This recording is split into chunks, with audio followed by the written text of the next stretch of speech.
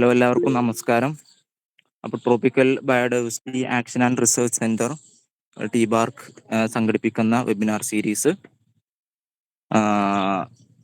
അതിൽ നമ്മൾ ഇപ്രാവശ്യം ഒരു ടൂളുമായിട്ട്, അല്ലെങ്കിൽ നമ്മുടെ റിസർച്ചിനൊക്കെ യൂസ്ഫുൾ ആയിട്ടുള്ള ജിയോ ഇൻഫർമാറ്റിക്സ് അല്ലെങ്കിൽ ജിയോളജിക്കൽ ഇൻഫർമേഷൻ സിസ്റ്റം എന്ന് പറയുന്ന ഒരു അപ്രോച്ച്, എസ്പെഷ്യലി നമ്മുടെ കൺസർവേഷൻ എക്കോളജി സ്റ്റഡീസിനൊക്കെ വളരെയധികം ഉപകാരപ്രദമായിട്ടുള്ള ഒരു ടൂളാണ് ഈ ഒരു ജിയോ ഇൻഫർമാറ്റിക്സ് എന്ന് പറയുന്നത്. അപ്പൊ അതിൽ നമുക്കിന്ന് വെബിനാറിൽ നമ്മൾ സംസാരിക്കുന്നത് ഡോക്ടർ ഹർഷിത് പി ആണ്. അദ്ദേഹം കാസർഗോഡ്, കണ്ണൂർ ജില്ലകളിൽ തോടുകളിൽ കാണപ്പെടുന്ന ക്രൈനം മലബാറിക് എന്ന് പറയുന്ന ചെടിയുടെ കൺസർവേഷനും സ്റ്റഡീസൊക്കെ ആയിട്ടാണ് അദ്ദേഹത്തിന് PhD കംപ്ലീറ്റ് ചെയ്തിട്ടുള്ളത്. അപ്പോൾ ആളുടെ വർക്കിന്റെ ഭാഗമായിട്ട് അദ്ദേഹം ഈ ഒരു ടൂൾ വെച്ചിട്ട്, ജിയോ ഇൻഫർമാറ്റിക്സ് വെച്ചിട്ട്, ഈ ഒരു ക്രൈനം മലബാറിക്കത്തിന്റെ കൺസർവേഷൻ അദ്ദേഹം ചെയ്തിട്ടുണ്ട്.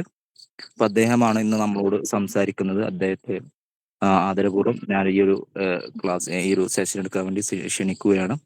അതേപോലെ തന്നെ നമ്മുടെ സർട്ടിഫിക്കറ്റ് ഡിസ്ട്രിബ്യൂഷനും ഏറ്റവും അവസാനം നമ്മൾ ഫീഡ്ബാക്ക് ഫോം ഫില്ല് ചെയ്യും. അതിന് ലിങ്ക് നമ്മൾ അയച്ചു തരും, ഗൂഗിൾ ഫോമിന്റെ ലിങ്ക്.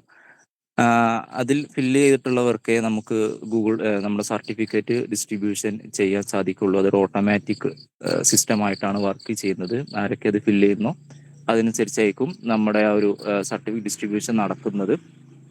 അതേപോലെ തന്നെ നിങ്ങളെല്ലാവരെയും ഈ ഒരു പ്രോഗ്രാമിലേക്ക് ഞാൻ ആദരപൂർവ്വം സ്വാഗതം ചെയ്യുകയാണ്. നല്ലൊരു സെഷനായി മാറട്ടെ എന്ന് ഞാൻ ആശംസിക്കുന്നു. അപ്പോൾ ഓക്കെ ഹർഷി, നമുക്ക് തുടങ്ങാം. ഓക്കെ, ഹലോ എവരിവൺ, എൻ്റെ പേര് ഹർഷിത്. ഞാൻ ഇതുവരെ മലബാർ ബൊട്ടാണിക്കൽ ഗാർഡനിലായിരുന്നു. എൻ്റെ PhD ഒക്കെ കംപ്ലീറ്റ് ചെയ്ത മലബാർ ബൊട്ടാണിക്കൽ ഗാർഡനിലാണ്. എൻ്റെ ഏരിയ എന്ന് പറയുന്നത് കൺസർവേഷൻ ബയോളജിയാണ്. ഓക്കെ, നമുക്ക് GIS and remote sensing in ecology or conservation biology എന്ന ടൈറ്റിലാണ് ഞാൻ ക്ലാസ് എടുക്കുന്നത്. നമുക്ക് ഈ ഒരു സെക്ഷൻ ഉദ്ദേശിക്കുന്നത്, ഇതൊരു വളരെ വാസ്റ്റ് ആയിട്ടുള്ള ഒരു ടോപ്പിക്കാണ്. അപ്പൊ നമുക്ക് ഈ ഒരു ലിമിറ്റഡ് ടൈമിൽ നമുക്ക് ഒരുപാട് കാര്യങ്ങൾ ഡിസ്കസ് ചെയ്യാം. എല്ലാം ഞാൻ വളരെ ഇൻഡെപ്ത് ഒന്നും പോകുന്നില്ല, വളരെ ഒരു സർഫസിലൂടെ മാത്രമേ പോകുന്നുള്ളൂ. കൂടുതൽ ഡൗട്ട് കാര്യങ്ങൾ ഉണ്ടെങ്കിൽ നമുക്ക് നിങ്ങൾ ടി-ബാർക്ക് വഴിയോ അതല്ലെങ്കിൽ എൻ്റെ കമ്മ്യൂണിക്കേഷൻ ഡീറ്റെയിൽസ് ഞാൻ ഷെയർ ചെയ്യാം, അതുവഴി നിങ്ങൾക്ക് ചോദിക്കാവുന്നതാണ്. ഓക്കെ, ഇപ്പോൾ നമ്മുടെ എക്കോളജിയുടെ കേസിൽ നമ്മൾ എന്തുകൊണ്ടാണ് എക്കോളജിക്ക് ഒരു സ്പേഷ്യൽ തിങ്കിങ് ആവശ്യമുണ്ട് എന്ന് പറയുന്നത് ചോദിച്ചാൽ, ബേസിക്കലി ജിസ് എന്ന് പറയുന്നത് ഒരു സ്പേഷ്യൽ സയൻസ് ആണ്. നമ്മുടെ ഒരു പരിസരങ്ങൾ അല്ലെങ്കിൽ ടോപ്പോഗ്രഫിയെ ഒക്കെ ബന്ധപ്പെട്ട് കിടക്കുന്ന ഒരു സ്റ്റഡീസിനെയാണ് നമ്മൾ ജിയോഗ്രഫിക്കൽ ഇൻഫർമേഷൻ സിസ്റ്റം പറയുന്നത്. അപ്പൊ എക്കോളജിക്ക് എന്തുകൊണ്ടാണ് ജിസ് ആവശ്യം എന്ന് വെച്ച് കഴിഞ്ഞാൽ, ബേസിക്കലി എക്കോളജി എന്ന് പറയുന്നത് ഒരു ഇൻഹെറിറ്റഡ്ലി സ്പേഷ്യലാണ്. എക്കോളജിയായി ബന്ധപ്പെട്ടിട്ടുള്ള എല്ലാ കാര്യങ്ങളും, എക്കോളജിയുടെ ബേസിക്സ് എന്ന് പറയാം സ്പീഷീസുകളാണ്, അത് സ്പേസിലാണുള്ളത്. അതുപോലെ തന്നെ എക്കോളജിയുടെ എല്ലാ ഫാക്ടേഴ്സും, അബയോട്ടിക് കമ്പണൻസ് എന്ന് പറയുന്നത് അതും സ്പേസ് ആണ്. ഓൾസോ അവിടെ ഉണ്ടാകുന്ന ത്രെട്ടുകൾ, അതുപോലെ നമ്മൾ അവിടെ വരുത്തേണ്ട conservation action, everything is spatial. So spatial studies എക്കോളജിക്ക് അത്യാവശ്യമുണ്ടോ എന്നുള്ളത് നമ്മൾ കൂടുതൽ ഡിസ്കസ് ചെയ്യേണ്ട ആവശ്യമില്ല. അത് ഇസ് എ എസെൻഷ്യൽ ടൂൾ. നമ്മുടെ പഴയ രീതിയിലുള്ള ട്രഡീഷണൽ ഫീൽഡ് സർവേസിന് ഒരുപാട് ലിമിറ്റേഷൻസ് ഉണ്ട്. നമ്മുടെ എക്കോളജി നമുക്ക് എപ്പോഴും ഒരു മാക്രോ ലെവലിൽ പഠിച്ചെങ്കിൽ, നമുക്ക് micro ecology is still there, but macro ലെവലിൽ പഠിച്ചെങ്കിൽ നമുക്ക് ആ ഓവറോൾ ഒരു റിസൾട്ട് അല്ലെങ്കിൽ ഓവറോൾ ആ ഒരു സ്റ്റഡിയെ കുറിച്ച് നമുക്ക് ഡീറ്റെയിൽ ആയി പറയാൻ പറ്റുള്ളൂ. അപ്പൊ എപ്പോഴും നമുക്ക് ഫീൽഡ് സർവേസ് ഒക്കെ വളരെ ഈസി ആക്കുന്നതിനാണ് GIS ടൂൾസ് നമ്മളെ ഹെൽപ്പ് ചെയ്യുന്നത്. ഓക്കെ, ഇപ്പൊ ഞാൻ തുടക്കം മുതലേ പറഞ്ഞ പോലെ ഈ സെക്ഷൻ ജസ്റ്റ് ഒരു ഇൻട്രൊഡക്ഷൻ തരികയാണ്, എങ്ങനെ GIS കൊണ്ട് നമുക്ക് എക്കോളജിയിലെ ചില പ്രോബ്ലംസിന് നമുക്ക് സൊല്യൂഷൻസ് കണ്ടെത്താം എന്നുള്ളതാണ് നോക്കുന്നത്. അപ്പോൾ അതിന് മുമ്പായിട്ട് എന്താണ് ജിസ് എന്നുള്ളത് എല്ലാവർക്കും അറിയാം. ഞാനൊരു ബേസിക് ഒരു ഔട്ട്ലൈൻ തരികയാണ്. ജിയോഗ്രഫിക്കൽ ഇൻഫർമേഷൻ സിസ്റ്റം, ജിയോഗ്രഫിയും ഇൻഫർമേഷൻ സിസ്റ്റവും കമ്പൈൻ ചെയ്യുന്നതിനാണ് നമ്മൾ GIS എന്ന് പറയുന്നത്. അവിടെ നമ്മളെ സ്പേഷ്യൽ ഡാറ്റയുമായി ബന്ധപ്പെട്ടിട്ടുള്ള ഇൻഫർമേഷൻസിനെ അനാലിസിസ് ചെയ്യാണ്. ഡാറ്റയെ നമ്മൾ ക്യാപ്ചർ ചെയ്യുന്നു, അതിനെ ഡിഫറെൻ്റ് ആയിട്ട് സോർട്ട് ചെയ്യുന്നു, അതുപോലെ അതിനെ അനാലിസ് ചെയ്ത് നമുക്ക് ഈസിലി വിഷ്വലൈസ് ചെയ്യാൻ പറ്റുന്ന ഒരു ഔട്ട്പുട്ടാക്കി മാറ്റിയെടുക്കുക എന്നുള്ളതാണ് GIS-ന്റെ പ്രാഥമിക ദൗത്യം എന്ന് പറയുന്നത്. അപ്പൊ അതിൽ നമുക്ക് പലതരത്തിലുള്ള അനാലിസിസ് നമുക്ക് ഇതിൽ ചെയ്യാൻ പറ്റും. നമുക്ക് പരമാവധി കവർ ചെയ്ത് പോകാം. ഓക്കെ, നമ്മളൊരു ജിസിലേക്ക് വരുമ്പോൾ പ്രധാനമായിട്ട് ജിസിന് 2 കമ്പണൻസ് ആണ് നമുക്ക് പറയാൻ പറ്റുന്ന. ഒരു സ്പേഷ്യൽ ഡാറ്റ ഉണ്ടാകും. സ്പേഷ്യൽ ഡാറ്റ എന്നുള്ളത് ഉദ്ദേശിക്കുന്നത് അവിടുത്തെ ടോപ്പോഗ്രഫി എങ്ങനെയാണ്, അവിടുത്തെ എല്ലാ കാര്യങ്ങളും, ലൈക്ക് അവിടുത്തെ ഡെമോഗ്രഫി എങ്ങനെയാണ്, അവിടെ ആളുകൾ എങ്ങനെയാണുള്ളത്, അവിടുത്തെ ബയോഡൈവേഴ്സിറ്റി എങ്ങനെയാണുള്ളത്, അതെല്ലാമാണ് നമുക്ക് സ്പേഷ്യൽ ഡാറ്റ എന്ന് കൺസിഡർ ചെയ്യുന്നത്. ഈ സ്പേഷ്യൽ ഡാറ്റ എപ്പോഴും അതുമായിട്ട് അസോസിയേറ്റ് ചെയ്തിട്ട് നമുക്ക് ആട്രിബ്യൂട്ട് ഡാറ്റയും അവൈലബിൾ ആണ്. Attribute data in the sense എന്ന് പറയുമ്പോൾ ലൈക്ക് ഒരു സ്പേഷ്യൽ ഡാറ്റയാണ്, അവിടെ ഒരു കുന്നുണ്ട് അല്ലെങ്കിൽ ഒരു ഹില്ലുണ്ട് എന്നുള്ളത്. അപ്പൊ ആ ഹില്ലിന്റെ ഹൈറ്റ് എത്രയാണ്, അതിന്റെ ഡെപ്ത് എത്രയാണ്, അതിലെ സോയിൽ കണ്ടീഷൻ എങ്ങനെയാണ്, ഇത്തരം കാര്യങ്ങളാണ് നമ്മൾ അതിന്റെ ആട്രിബ്യൂട്ട് ഡാറ്റ എന്നുള്ളത് കൊണ്ട് ഉദ്ദേശിക്കുന്നത്. നിങ്ങൾക്ക് ഈ ഒരു ഇമേജിൽ കാണുന്ന പോലെ തന്നെ ജിസ് എന്ന് പറഞ്ഞാൽ ജസ്റ്റ് ഡാറ്റ മാത്രമല്ല, ആ ഡാറ്റ നമ്മൾ അനാലിസിസ് ചെയ്യുന്ന സോഫ്റ്റ്വെയർ, അത് കൈകാര്യം ചെയ്യുന്ന ആളുകൾ, അതുപോലെ തന്നെ അതുമായി ബന്ധപ്പെട്ടുള്ള ഒരുപാട് ഹാർഡ്വെയർസ്, മെത്തേഡ്സ് എല്ലാം കൂടി ഉള്ള ഒരു കമ്പണൻസിനെയാണ് നമ്മൾ GIS എന്ന് വിളിക്കുന്നത്. ഓക്കെ, ഇനി നമ്മുടെ സ്പേഷ്യൽ ഡാറ്റയെ പ്രധാനമായിട്ട് നമുക്ക് 2 ആയിട്ട് തിരിക്കാം. നമ്മൾ നിങ്ങൾക്ക് ഇമേജ് ഒക്കെ പ്രോസസ്സ് ചെയ്യുന്നുണ്ടെങ്കിൽ സ്വാഭാവികമായിട്ട് അറിയുന്ന 2 ടൈപ്പ് ഓഫ് ഡാറ്റയാണ്, വെക്ടർ ഡാറ്റയും റാസ്റ്റർ ഡാറ്റയും. ഓക്കെ, വെക്ടർ ഡാറ്റ എന്ന് പറയുമ്പോൾ ആ ഒരു ഞാൻ എക്സാമ്പിൾ വെച്ച് പറയാം, അപ്പൊ കുറച്ചും കൂടി നിങ്ങൾക്ക് എളുപ്പമാകും. നമ്മുടെ ഒരു സ്റ്റഡി ഏരിയയുടെ ഔട്ട്ലൈൻ മാപ്പിനെയാണ് നമ്മൾ വെക്ടർ ഡാറ്റ എന്നുള്ളത് കൊണ്ട് വിളിക്കുന്നത്. ഇപ്പോൾ ഫോർ എക്സാമ്പിൾ നമ്മുടെ കേരളമാണ് സ്റ്റഡി ഏരിയ എങ്കിൽ ആ കേരളത്തിലെ ഓരോ ജില്ലകളുടെയും ബൗണ്ടറി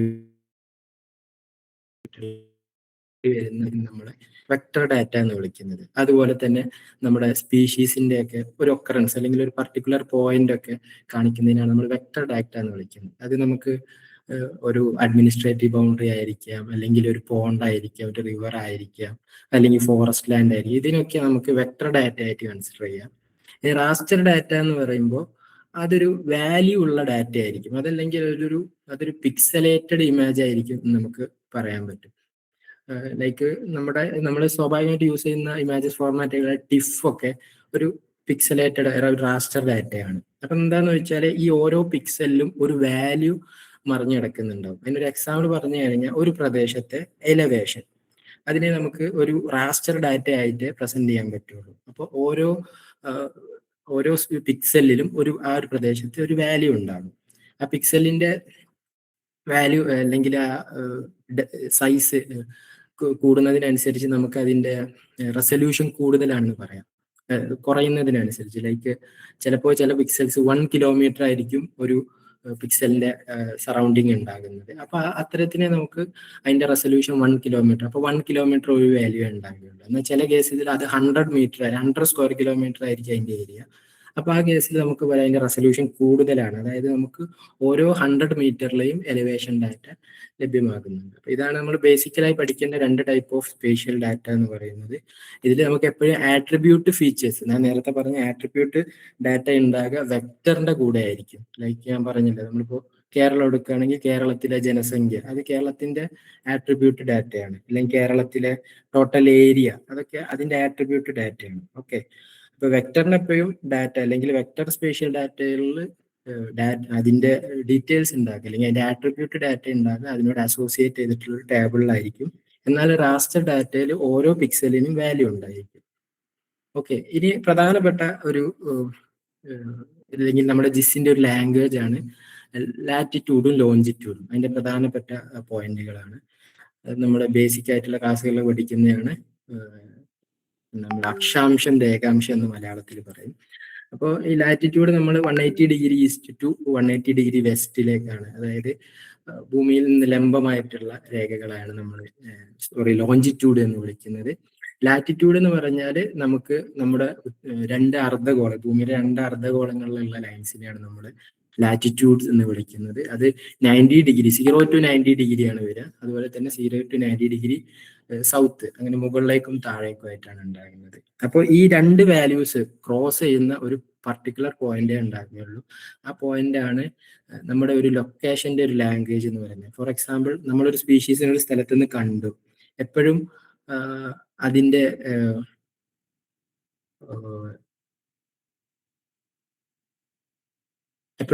ആ ഒരു യുണീക്ക് ആയിരിക്കും രണ്ട്, ഒരു ലാറ്റിറ്റ്യൂഡും ഒരു ലോഞ്ചിറ്റ്യൂഡും ക്രോസ് ചെയ്യുന്ന ഏരിയ.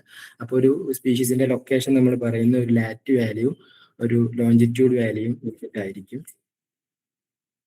ഓക്കെ, ഇനി നമ്മൾ കുറച്ച് ബേസിക് ആയിട്ടുള്ള GISന്റെ ആപ്ലിക്കേഷൻസിലേക്ക് ഞാൻ ഡിസ്കസ് ചെയ്യാം. GIS വെച്ചിട്ട് നമ്മൾ എക്കോളജിക്കൽ സ്റ്റഡീസിന് പോകുമ്പോൾ നമുക്ക് യൂസ് ചെയ്യാൻ പറ്റുന്ന മേഖലകളാണ്. First of course it is study area എങ്ങനെ നമ്മൾ സെലക്ട് ചെയ്യും, സ്റ്റഡി ഏരിയ എങ്ങനെ ഡിമാർക്കേറ്റ് ചെയ്യാം, അതുപോലെ തന്നെ സ്റ്റഡി ഏരിയനെ നമ്മൾ എങ്ങനെ പ്ലോട്ട് ചെയ്യാം എന്നുള്ള കാര്യങ്ങളൊക്കെ നമുക്ക് ഈ GIS ടൂൾസ് വെച്ചിട്ട് നമുക്ക് വരയ്ക്കാൻ പറ്റും. ഫോർ എക്സാമ്പിൾ, നമ്മളിപ്പോൾ ഈ ഒരു ഇമേജിൽ കാണിച്ചിരിക്കുന്നത് ഇന്ത്യയിലെ ഡിഫറെന്റ് ബയോജിയോഗ്രഫിക് സോൺസുകളാണ്.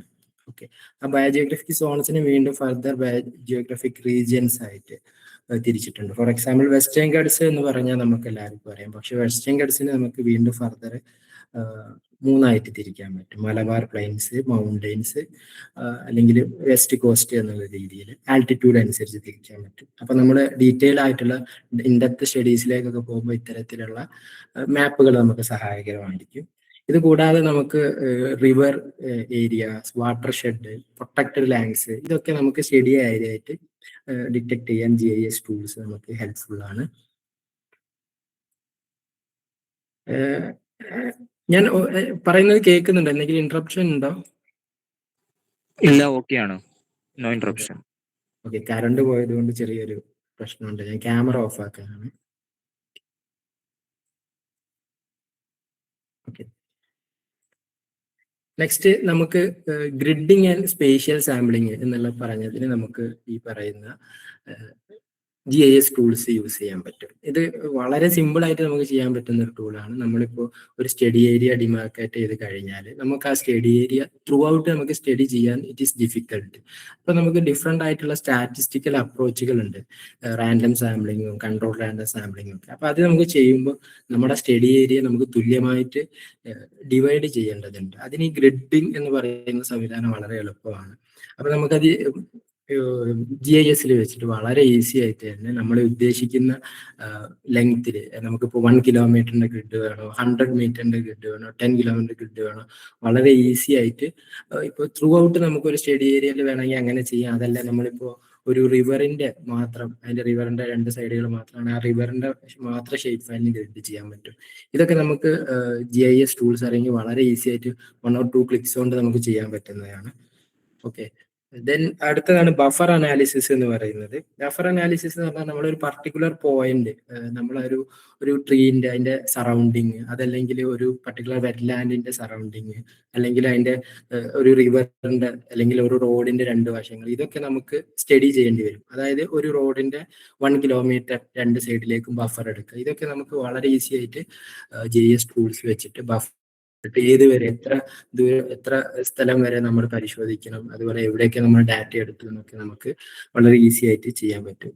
അടുത്താണ് സ്പേഷ്യൽ തിന്നിങ് എന്ന് പറയുന്നത്. നമ്മൾ റാൻഡം ആയിട്ട് സാമ്പിളിങ് എടുക്കുന്ന സമയത്ത് നേരിടുന്ന ഒരു പ്രശ്നമാണ്, നമ്മൾ എടുത്തിരിക്കുന്ന സാമ്പിൾസുകൾ തമ്മിൽ യുണീക്ക് ആയിട്ടുള്ള ഡിസ്റ്റൻസ് ആണോ ഉള്ളത് എന്നുള്ളത്. അത് നമ്മൾ ഒരിക്കലും വളരെ മാനുവൽ ആയിട്ട് ചെയ്ത് കഴിഞ്ഞാൽ നമുക്ക് വളരെ ഹെക്റ്റിക് ആയിട്ടുള്ള ഒരു ജോലിയായിരിക്കും. ഇപ്പൊ നമ്മൾ സ്പേഷ്യൽ തിന്നിങ് എന്ന് പറഞ്ഞ ടൂൾസ് പല ടൂൾസും ഉണ്ട്. നമുക്ക് GIS ടൂൾസ് വെച്ച് ചെയ്യാം, ആർ സ്ക്രിപ്റ്റ് ഒക്കെ വെച്ചിട്ട് ചെയ്യാൻ പറ്റും. അതിൽ നമുക്ക് ചെയ്യാൻ പറ്റുന്നത് ഒരുപാട് പോയിന്റ്സുകളിൽ നിന്നും ഒരു പർട്ടിക്കുലർ ഡിസ്റ്റൻസ് വെച്ചിട്ട് നമുക്ക് നമ്മുടെ ഒബ്സർവേഷൻ പോയിന്റ്സുകളെ, അല്ലെങ്കിൽ നമ്മൾ ഉദ്ദേശിക്കുന്ന പർട്ടിക്കുലർ പോയിന്റ്സിനെ എന്താക്കാൻ പറ്റും, സെലക്ട് ചെയ്തെടുക്കാൻ പറ്റും. ഫോർ എക്സാമ്പിൾ, ഇവിടെ നമ്മൾ ഒരു ENM സ്റ്റഡീസിന് വേണ്ടിയിട്ട് ഒരു ആന്തസ് നീലഗിരിൻസിസ് എന്ന് പറയുന്ന ഒരു ബേർഡിന്റെ ഒബ്സർവേഷൻസ് ആണ്. നമുക്ക് 325 ഒബ്സർവേഷൻസ് നമുക്ക് ഈ ബേർഡിൽ നിന്ന് കിട്ടിയിട്ടുണ്ടായിരുന്നു. അപ്പൊ അതിന് നമുക്ക് തിന്ന് ചെയ്യാൻ 5 കിലോമീറ്റർ റേഞ്ച് വെച്ചിട്ടാണ് നമ്മൾ തിന്ന് ചെയ്യാൻ ഉദ്ദേശിച്ചിരുന്നത്. അപ്പൊ നിങ്ങൾക്ക് നോക്കിയാൽ കാണാം, നമ്മൾ SPTIN എന്ന് പറഞ്ഞ ഒരു പാക്കേജ് വെച്ചാൽ ചെയ്തത്. അപ്പൊ 48 ഒബ്സർവേഷൻ പോയിന്റ്സ് ആയിട്ട് മാറി. അപ്പൊ നിങ്ങൾ ആ ഒരു ഇമേജിൽ കാണുന്ന യെല്ലോ ഡോട്ട്സുകളാണ് നമ്മൾ തിൻ ചെയ്തിട്ടുള്ള പോയിന്റ്സുകൾ. ഒരു ബ്ലാക്ക് പോയിന്റ്സുകളൊക്കെ നമ്മൾ ഒഴിവാക്കിയിട്ടുള്ള പോയിന്റ്സുകളാണ്. അപ്പോൾ ആ യെല്ലോ പോയിന്റ്സുകൾ കൃത്യമായിട്ട് ഒരു ഈക്വൽ 5 കിലോമീറ്റർ ഡിസ്റ്റൻസ്, അതായത് എല്ലാ ഡയറക്ഷനിലും 5 കിലോമീറ്റർ ഡിസ്റ്റൻസിലായിരിക്കും ഉണ്ടാകുന്നത്. അപ്പൊ അത്തരത്തിൽ നമുക്ക് വളരെ എളുപ്പം സ്പേഷ്യൽ തിന്നിങ് GIS ടൂൾസ് വെച്ച് ചെയ്യാൻ പറ്റുന്നു. ഇത് കൂടാതെ ഓവർലേ അനാലിസിസ്, അങ്ങനെ ഒരുപാട് ഡിഫറെന്റ് ടൈപ്സ് ഓഫ് അനാലിസിസ് ഉണ്ട്. അത് നമുക്ക് പിന്നീട് ഒരിക്കൽ ഡിസ്കസ് ചെയ്യാം. അടുത്തതാണ് GIS നമുക്ക് എങ്ങനെ കൺസർവേഷൻ സ്റ്റഡീസ്, കൺസർവേഷൻ അസസ്മെന്റിന് യൂസ് ചെയ്യാൻ പറ്റുന്നുള്ളത് നോക്കാം. ഒരു സ്പീഷീസിന്റെ കൺസർവേഷനിലേക്ക് പോകുമ്പോൾ ഒരുപാട് ക്വസ്റ്റ്യൻസ് ഉണ്ടാകും നമ്മളൊരു പർട്ടിക്കുലർ സ്പീഷീസിനെ കുറിച്ച് പഠിക്കുന്ന സമയത്ത്. ഇപ്പോൾ ഫോർ എക്സാമ്പിൾ അവിടെ അതിന് എത്രത്തോളം പോപ്പുലേഷൻസ് റിമൈനിങ് ആയിട്ടുണ്ട്, അതുപോലെ തന്നെ അതിന്റെ ഹാബിറ്റാറ്റിന്റെ ഇപ്പോഴത്തെ പ്രസന്റ് കണ്ടീഷൻസ് എങ്ങനെയാണ്, അവരെന്തെങ്കിലും ത്രെട്ട് ഫേസ് ചെയ്യുന്നുണ്ടോ, അതുപോലെ തന്നെ നമ്മൾ കൺസർവേഷൻ ആക്ഷൻസിന് എന്തെങ്കിലും പ്രയോറിറ്റി കൊടുക്കേണ്ടതുണ്ടോ, അതുപോലെ ക്ലൈമറ്റ് ചേഞ്ച് എങ്ങനെയെങ്കിലും ഇതിന് ബാധിക്കുന്നുണ്ടോ എന്നൊക്കെ നോക്കാം. ഫോർ എക്സാമ്പിൾ ഞാൻ എൻ്റെ പ്ലാന്റിന്റെ കേസ് സ്റ്റഡിയിൽ തന്നെ പറയുകയാണെങ്കിൽ, നമുക്ക് അറിയുന്ന ഇനീഷ്യലി എൻ്റെ സ്റ്റഡി നടക്കുന്ന സമയത്ത് 1 പോപ്പുലേഷൻ ആയിരുന്നു ഉണ്ടായിരുന്നത്. പിന്നെ ഫർദർ നമ്മൾ ഫീൽഡ് വിസിറ്റ് ഒക്കെ നടത്തി 4 പോപ്പുലേഷൻസ് കിട്ടി. പിന്നെയും ഫർദർ സ്റ്റഡീസിൽ നമുക്ക് 6 പോപ്പുലേഷൻസ് ആയി മാറിയത്. അപ്പൊ നമുക്ക് GIS ടൂൾസ് വെച്ചിട്ട് ഈ പോപ്പുലേഷൻ എവിടെയാണ്, ഇനി എവിടേക്ക് വരാൻ സാധ്യതയുണ്ടോ എന്നൊക്കെ നമുക്ക് നോക്കാൻ പറ്റും. അതുപോലെ തന്നെ ഹാബിറ്റാറ്റിന് ഉണ്ടാകുന്ന ഡീഗ്രഡേഷൻ, ത്രെട്ട്, അതൊക്കെ നമുക്ക് GIS ടൂൾസ് വെച്ച് മോണിറ്റർ ചെയ്യാൻ പറ്റും. അപ്പൊ അതിന്റെ നമുക്ക് സാധാരണ ചെയ്യേണ്ട, നോർമലി നമ്മൾ പറയുമ്പോൾ ഫീൽഡ് സ്റ്റഡീസും കൂടി എപ്പോഴും കമ്പൈൻ ചെയ്തെങ്കിൽ മാത്രമേ നമുക്ക് ഒരു റിസൾട്ട് കിട്ടുള്ളൂ എന്നുള്ളത് ഓർക്കണം. നമ്മൾ ആദ്യം ഫീൽഡിലേക്ക് ഇറങ്ങണം, അത് കഴിഞ്ഞിട്ടാണ് നമ്മൾ GIS ടൂൾസിനെ ഡിപ്പെൻഡ് ചെയ്യേണ്ടത്. ഇപ്പോൾ ഫീൽഡ് സർവേ കഴിഞ്ഞ് നമ്മൾ പ്രോപ്പർ ആയിട്ടുള്ള സ്പീഷീസ് ഒക്കറൻസസ് ഡാറ്റ കിട്ടിയാൽ നമുക്ക് GIS അനാലിസിസ് ചെയ്യാം. ഡിഫറെന്റ് ടൈപ്സ് ഓഫ് അനാലിസിസ് നമുക്കുണ്ട്. അപ്പൊ എന്തായാലും നമുക്ക് അത് വെച്ച് ഡിസ്ട്രിബ്യൂഷൻ മാപ്പ് ഉണ്ടാക്കാം, ഹാബിറ്റാറ്റ് അനാലിസിസ്, അതായത് നമ്മുടെ ENM പോലെയുള്ള സ്റ്റഡീസ് ഇറക്കാം, ത്രെട്ട് മാപ്പ് ചെയ്യാം, അങ്ങനെ നമ്മുടെ കൺസർവേഷൻ ഏരിയ വൈസ് പ്ലാനിങ് എല്ലാം നമുക്ക് ഇതിൽ ചെയ്യാൻ പറ്റും എന്നുള്ളത് മനസ്സിലാക്കുക. ജസ്റ്റ് ഒരു ഔട്ട്ലൈൻ പറയുകയാണ്, ഡീറ്റെയിൽ ആയിട്ട് പോകാം. First one, IUCN red list criteria. നമ്മൾ നേരത്തെ പറഞ്ഞതിന്റെ ഒരു ആപ്ലിക്കേഷൻ ആണ്. നിങ്ങൾക്ക് IUCN റെഡ് ലിസ്റ്റിനെ കുറിച്ച് അറിയാൻ മതിയാകും. അപ്പോൾ അവിടെ നമ്മൾ ഡിഫറെന്റ് ക്രൈറ്റീരിയ വെച്ചിട്ടാണ് ഒരു സ്പീഷീസിനെ ത്രെട്ട് ഡിറ്റർമിൻ ചെയ്യുന്നത്. അതിന് നമ്മൾ critically endangered, vulnerable, near threatened, അല്ലെങ്കിൽ ലീസ്റ്റ് കൺസേൺ എന്നുള്ള കാറ്റഗറിയിലേക്ക് കൊണ്ടുപോകുമ്പോൾ നമുക്കതിന് ഒരുപാട് റൂൾസ് ഉണ്ട്. അതിൽ പ്രധാനമായിട്ട് നമുക്ക് 5 ആയിട്ട് തിരിക്കാം. അതിൽ ഒന്നാമത്തെ അതിന്റെ പോപ്പുലേഷൻ നമ്പറാണ്. രണ്ടാമത്തത് ക്രൈറ്റീരിയ B എന്ന് പറയും. അവിടെയാണ് നമുക്ക് GIS അപ്ലൈ ചെയ്യാൻ പറ്റുന്നത്. അതാണ് അവിടെ ജിയോഗ്രഫിക് റേഞ്ച് അനുസരിച്ച് നമുക്ക് ക്ലാസിഫൈ ചെയ്യാം. അതായത് ഒരു സ്പീഷീസിന്റെ ഡിസ്ട്രിബ്യൂഷന്റെ റേഞ്ച്, അതിന് 2 പാരാമീറ്റേഴ്സുകളാണ് നമുക്ക് അവൈലബിൾ ആയിട്ടുള്ളത്. ഒന്ന് അതിന്റെ എക്സ്റ്റെന്റ് ഓഫ് ഒക്കറൻസും, 2 അതിന്റെ ഏരിയ ഓഫ് ഓക്യുപ്പൻസി. ഇത് നമുക്ക് വളരെ ഈസി ആയിട്ട് GIS-ൽ വെച്ച് ചെയ്യാൻ പറ്റും. Repeatedly using the word easy because GIS വന്നതിന് ശേഷമാണ് നമുക്ക് ഇത്തരം കാര്യങ്ങളൊക്കെ വളരെ എളുപ്പം ചെയ്യാൻ പറ്റിയത്. മുമ്പ് മാനുവലായിട്ട് നമ്മൾ നോർമൽ മാപ്പ് വെച്ചിട്ടായിരുന്നു നമ്മൾ ഈ കാര്യങ്ങളൊക്കെ രേഖപ്പെടുത്തിയിരുന്നത്. വളരെ ലബോറിയസ് ആയിട്ടുള്ള വർക്കായിരുന്നു.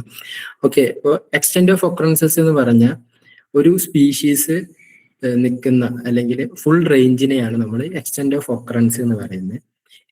അതായത് ഇപ്പോൾ കേരളത്തിലെ 2 ജില്ലകളിൽ ഇതുണ്ടെങ്കിൽ ആ ജില്ലകളിൽ ഇത് കാണപ്പെടുന്ന എൻറ്റയർ ബൗണ്ടറീസിനെയാണ് നമ്മൾ എക്സ്റ്റെന്റ് ഓഫ് ഒക്കറൻസ് എന്ന് പറയുന്നത്.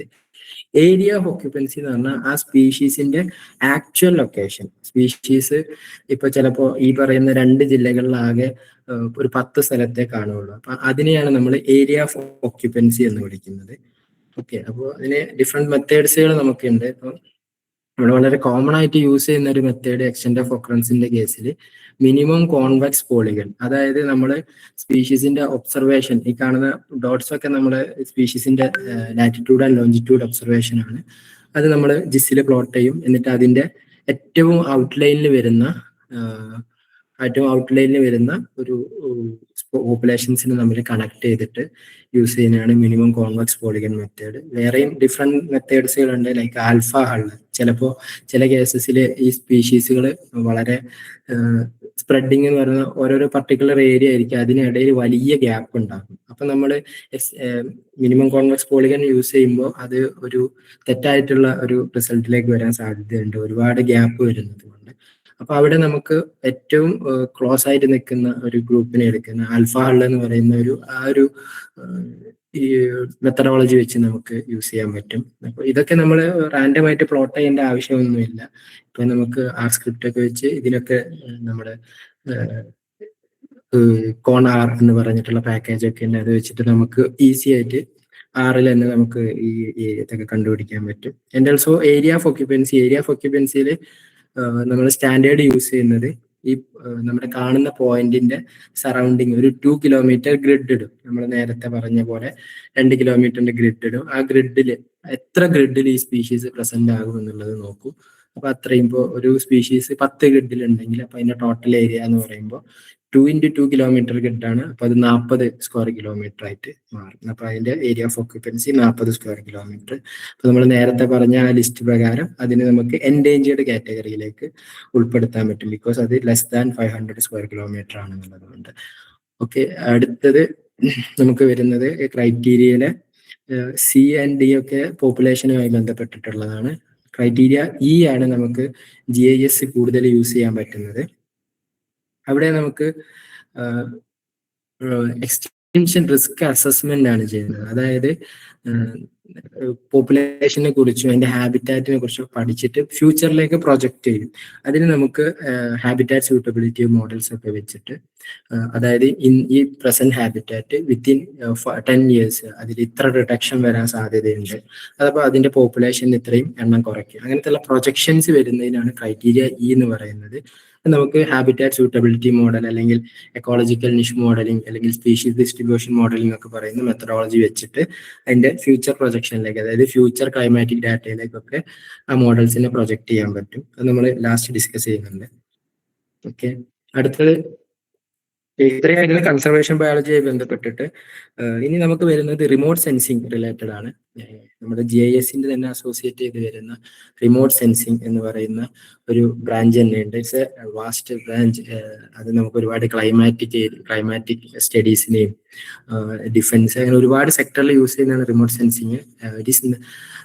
റിമോട്ട് സെൻസിങ് എന്ന് പറഞ്ഞാൽ സിമ്പിൾ ആയിട്ട് അത് നമ്മളൊരു ഒബ്ജക്റ്റിനെ കുറിച്ച് അല്ലെങ്കിൽ ഒരു ഏരിയയെ കുറിച്ച് അവിടെ ചെല്ലാതെ അല്ലെങ്കിൽ അതിനെ നേരിട്ട് ടച്ച് ചെയ്യാതെ എടുക്കുന്ന ഡാറ്റയാണ് റിമോട്ട് സെൻസിങ് എന്ന് പറയുന്നത്. അത് നമുക്ക് പണ്ട് കാലങ്ങളിൽ ഹോട്ട് എയർ ബലൂൺസിലും എയറോപ്ലെയിൻസിലും ഒക്കെ ആയിരുന്നു റിമോട്ട് സെൻസിങ് ഡാറ്റ എടുത്തിരുന്നത്. ഇപ്പൊ നമുക്ക് വളരെയധികം സാറ്റലൈറ്റ്സുകൾ, ഡ്രോണുകളൊക്കെ യൂസ് ചെയ്യുന്നുണ്ട്. അപ്പൊ ഇവരുടെ മെത്തേഡ് വ്യത്യാസമാണ്. സാറ്റലൈറ്റുകൾ യൂസ് ചെയ്യുന്നത് പാസീവ് സെൻസറുകളാണ്. പാസീവ് സെൻസറുകൾ എന്ന് പറഞ്ഞാൽ അവിടെ സൂര്യൻ എന്നുള്ള ഇലക്ട്രോമാഗ്നറ്റിക് റേസ് അല്ലെങ്കിൽ അതിൽ നിന്ന് കിട്ടുന്ന പ്രകാശരശ്മികൾ ഒരു ഒബ്ജക്റ്റീവിൽ തട്ടിയിട്ട് തിരിച്ച് റിഫ്ലക്ട് ചെയ്യുമ്പോൾ അതാണ് ഈ സാറ്റലൈറ്റുകൾ അബ്സോർബ് ചെയ്യുന്നത്. അല്ലെങ്കിൽ സാറ്റലൈറ്റുകളിൽ എപ്പോഴും പാസീവ് സെൻസറുകളായിരിക്കും. ആക്റ്റീവ് സെൻസേഴ്സ് ഉള്ള സാറ്റലൈറ്റുകളുണ്ട്. ആക്റ്റീവ് സെൻസേഴ്സ് എന്ന് പറഞ്ഞാൽ അവർ സൂര്യന്റെ രശ്മികളെ ഡിപ്പെൻഡ് ചെയ്യില്ല, അവർ തന്നെ ഒരു പർട്ടിക്കുലർ റേഞ്ച് വേവ് ലെങ്ത് ഉള്ള ഇലക്ട്രോമാഗ്നറ്റിക് റേസിനെ ഈ ഒരു ഒബ്ജക്റ്റിലേക്ക് എമിറ്റ് ചെയ്യുകയും അതിൽ നിന്ന് റിട്ടേൺ വരുന്ന സിഗ്നൽസുകൾ അവർ തന്നെ കളക്ട് ചെയ്യുകയും ചെയ്യും. ഇപ്പൊ പാസീവിലാണെങ്കിൽ അതിന്റെ സോഴ്സ് വേറെ സണ്ണാണെന്നുള്ളതാണ് അതിന്റെ ഒരു വ്യത്യാസം. ഓക്കെ, അപ്പൊ ഒരു ഡ്രോൺ വെച്ചിട്ടുള്ള ഒരു ഡിഫറെന്റ് മെത്തേഡാണ് ലിഡാർ എന്ന് പറയുന്നത്. അവിടെ നമ്മൾ ഇൻഫ്രാറെഡ് റേസുകൾ വെച്ചിട്ടായിരിക്കും ആ ഇമേജ് എടുക്കുന്നത്. ഓക്കെ, ഇൻഫ്രാറെഡ് റേസസ് സെൻഡ് ചെയ്യും, അതിൽ നിന്ന് റിട്ടേൺ വരുന്നത് നമുക്ക് എടുക്കും. അപ്പോൾ കുറച്ചും കൂടി ഡീറ്റെയിൽ ആയിട്ട് നമുക്ക് ഇൻഡെപ്ത് ഒരു ബയോഡൈവേഴ്സിറ്റി അസസ്മെന്റിനൊക്കെ വേണ്ടിയിട്ട് ഇത് യൂസ് ചെയ്യാൻ പറ്റും. ഇപ്പോൾ റിമോട്ട് സെൻസിങ് ഇപ്പം നമ്മുടെ സാറ്റലൈറ്റ് റിമോട്ട് സെൻസിങ് നമുക്ക് ഒരുപാട് പ്ലാറ്റ്ഫോംസുകൾ അവൈലബിൾ ആണ്. അല്ലെങ്കിൽ ഒരുപാട് സാറ്റലൈറ്റുകളുണ്ട്. നാസയുടെ സാറ്റലൈറ്റ് ഉണ്ട്, യൂറോപ്യൻ സ്പേസ് ഏജൻസിയുടെ സാറ്റലൈറ്റുകളുണ്ട്, ഇന്ത്യയുടെ തന്നെ ISROയുടെ സാറ്റലൈറ്റുകളുണ്ട്. അപ്പോൾ അതിൽ പെട്ടതാണ് ലാൻഡ്സാറ്റ് എന്ന് പറയുന്നത്. അത് അതിന്റെ റെസൊല്യൂഷൻസ് നിങ്ങൾ നോക്കുക, കൂടുതൽ ഉള്ളതൊക്കെയാണ്. ലാൻഡ്സാറ്റ് മോഡീസ് ഒക്കെ പറയുന്നത് നാസയുടെയാണ്. സെന്റിനൽ-2 എന്ന് പറയുന്നതാണ് യൂറോപ്യൻ സ്പേസ് ഏജൻസിയുടെയാണ്. അപ്പൊ അതിന്റെ ഡാറ്റ നമുക്ക് കിട്ടുക കോപ്പർനിക്കസ് എന്നുള്ളതാണ്. അപ്പൊ നമുക്ക് ഏറ്റവും ഇമ്പോർട്ടന്റ് ആയിട്ടുള്ളത് സെന്റിനൽ-2 ഡാറ്റയാണ്. അതുപോലെ തന്നെ ഇന്ത്യയുടെ IRS മിഷൻസിന്റെ ഭാഗമായിട്ടുള്ള കാർട്ടോസാറ്റ് സീരീസുകൾ, റിസോഴ്സ് സാറ്റ് സീരീസുകളൊക്കെ നമുക്ക് കുറച്ചും കൂടി റെസൊല്യൂഷൻ കുറഞ്ഞിട്ടുള്ള ഡാറ്റ കിട്ടും. അപ്പൊ നമ്മൾ ഇന്ത്യയിൽ തന്നെയുള്ള ഇൻസ്റ്റിറ്റ്യൂട്ട്സുകളൊക്കെ കോൺടാക്ട് ചെയ്യുകയാണെങ്കിൽ അവർ 1 മീറ്റർ ഒക്കെ റെസൊല്യൂഷനുള്ള ടോപ്പോഗ്രാഫിക് ഡാറ്റ കിട്ടും. എലിവേഷൻ ഏറ്റവും ബെസ്റ്റ് നമ്മുടെ ഇന്ത്യൻ കേസിൽ യൂസ് ചെയ്യേണ്ടത് കാർട്ടോസാറ്റുകളാണ്. അപ്പൊ ഇതൊക്കെ നമുക്ക് അവൈലബിൾ ആകുന്ന ഭുവൻ എന്ന് പറഞ്ഞിട്ടുള്ള വെബ്സൈറ്റിൽ നിന്നായിരിക്കും. സെന്റിനെന്റൽ ഡാറ്റ ഞാൻ പറഞ്ഞ പോലെ കോപ്പർനിക്കസ് എന്ന് പറഞ്ഞിട്ടുള്ള യൂറോപ്യൻ സ്പേസ് ഏജൻസിയുടെ ഡാറ്റ എന്നായിരിക്കും കിട്ടുക. ഓക്കെ, അടുത്തത് ഇതിന്റെ സ്പെക്ട്രൽ ഡാറ്റ എങ്ങനെയാ വരുന്നത് എന്നുള്ളത് ഞാൻ പെട്ടെന്ന് പറയാം. അത് റെഡ് എഡ്ജ് എന്ന് പറയുന്ന ഒരു ഭാഗത്തു നിന്നുള്ള ഡാറ്റയാണ് ഇവർ എടുക്കുന്നത്. അതായത് നമ്മുടെ വിസിബിൾ റേസും കഴിഞ്ഞ് ഇൻഫ്രാറെഡ് വരുന്ന ആ ഒരു റേഞ്ചിൽ അറൌണ്ട് 680 to 750 നാനോമീറ്റർ ആണ് നമ്മുടെ പ്ലാന്റിന്റെ കേസിൽ ഏറ്റവും ഇമ്പോർട്ടൻസ്. അപ്പൊ സാറ്റലൈറ്റിൽ ഒരുപാട് സ്പെക്ട്രൽ ഡാറ്റ ഉണ്ടാകും. അപ്പൊ നമ്മൾ യൂസ് ചെയ്യേണ്ടത് നിയർ ഇൻഫ്രാറെഡും അല്ലെങ്കിൽ റെഡ് വരുന്ന ലൈറ്റ് വരുന്ന ഭാഗങ്ങളാണ് എന്നുള്ളത് കാണിക്കാനാണ് ഈ ഗ്രാഫ് വെച്ചിരിക്കുന്നത്. ഓക്കെ, അപ്പോൾ ഈ കിട്ടുന്ന സ്പെക്ട്രൽ ഡാറ്റ വെച്ചിട്ട് നമുക്ക് സ്പെക്ട്രൽ ഇൻഡിസസ് കാൽക്കുലേറ്റ് ചെയ്യാൻ പറ്റും. അതിന് ഏറ്റവും ബെസ്റ്റ് എക്സാമ്പിൾ ആണ് നോർമലൈസ്ഡ് ഡിഫറൻസ് വെജിറ്റേറ്റീവ് ഇൻഡെക്സ്. അതായത് നമ്മൾ NDVI എന്ന് പറയുന്നു. അത് നമുക്ക് ചെയ്യാൻ പറ്റുന്ന ഒരു പർട്ടിക്കുലർ ഏരിയയിൽ എത്രത്തോളം ബയോമാസ് ഉണ്ട് എന്നുള്ളത് നോക്കാൻ പറ്റും. അപ്പോൾ ഇതെങ്ങനെ കാൽക്കുലേറ്റ് ചെയ്യാന്ന് വെച്ചാൽ പ്ലാന്റ്സ് എപ്പോഴും അല്ലെങ്കിൽ ലീഫൊക്കെ എപ്പോഴും അബ്സോർബ് ചെയ്യുക തിരിച്ച് എമിറ്റ് ചെയ്യുന്നത് നിയർ ഇൻഫ്രാറെഡ് റീജിയൻ എന്നാണ്. വളരെ കുറച്ച് റെഡ് റീജിയൻസ് ഉണ്ടാകുകയുള്ളൂ. അപ്പൊ നമ്മൾ അതിൽ ഈ ഒരു ഇക്വേഷൻ വെച്ച് കാൽക്കുലേറ്റ് ചെയ്താൽ ആ ഒരു ഭാഗത്തെ NDVI നമുക്ക് കാൽക്കുലേറ്റ് ചെയ്യാൻ പറ്റും. അപ്പൊ NDVIയിൽ നമുക്ക് നമ്മുടെ എവിടെയാണ് ഈ ഗ്രീൻ ഉള്ളത്, അതുപോലെ തന്നെ എവിടെയാണ് വാട്ടർ ബോഡീസ് ഉള്ളതൊക്കെ ഈ ഇൻഡിസസ് വെച്ച് തിരിച്ചറിയാൻ പറ്റും. അപ്പൊ നമുക്ക് ആ ഒരു ടെമ്പറൽ അനാലിസിസ് ടൈം വൈസ് ഓരോ ഏരിയയിൽ വരുന്ന ചേഞ്ച് ഒക്കെ ഈ NDVI വെച്ചിട്ട് നമുക്ക് ചെയ്യാൻ പറ്റുന്നു. അടുത്ത ഒരുപാട് സ്പെക്ട്രൽ ഇൻഡിസസ് ഉണ്ട്. NDVI മാത്രമല്ല, enhanced vegetation indices, soil adjusted vegetation indices, അതുപോലെ തന്നെ വാട്ടറിന്റെ കേസിലാണെങ്കിൽ നോർമലൈസ്ഡ് ഡിഫറൻസ് വാട്ടർ ഇൻഡെക്സ്, അങ്ങനെ ഒരുപാട് ഇൻഡെക്സുകൾ ഉണ്ട്. അതിന് ഓരോ പർട്ടിക്കുലർ കേസ് സെനാരിയോ അനുസരിച്ചായിരിക്കും അതിന്റെ യൂസേജുകൾ വരുന്നത്.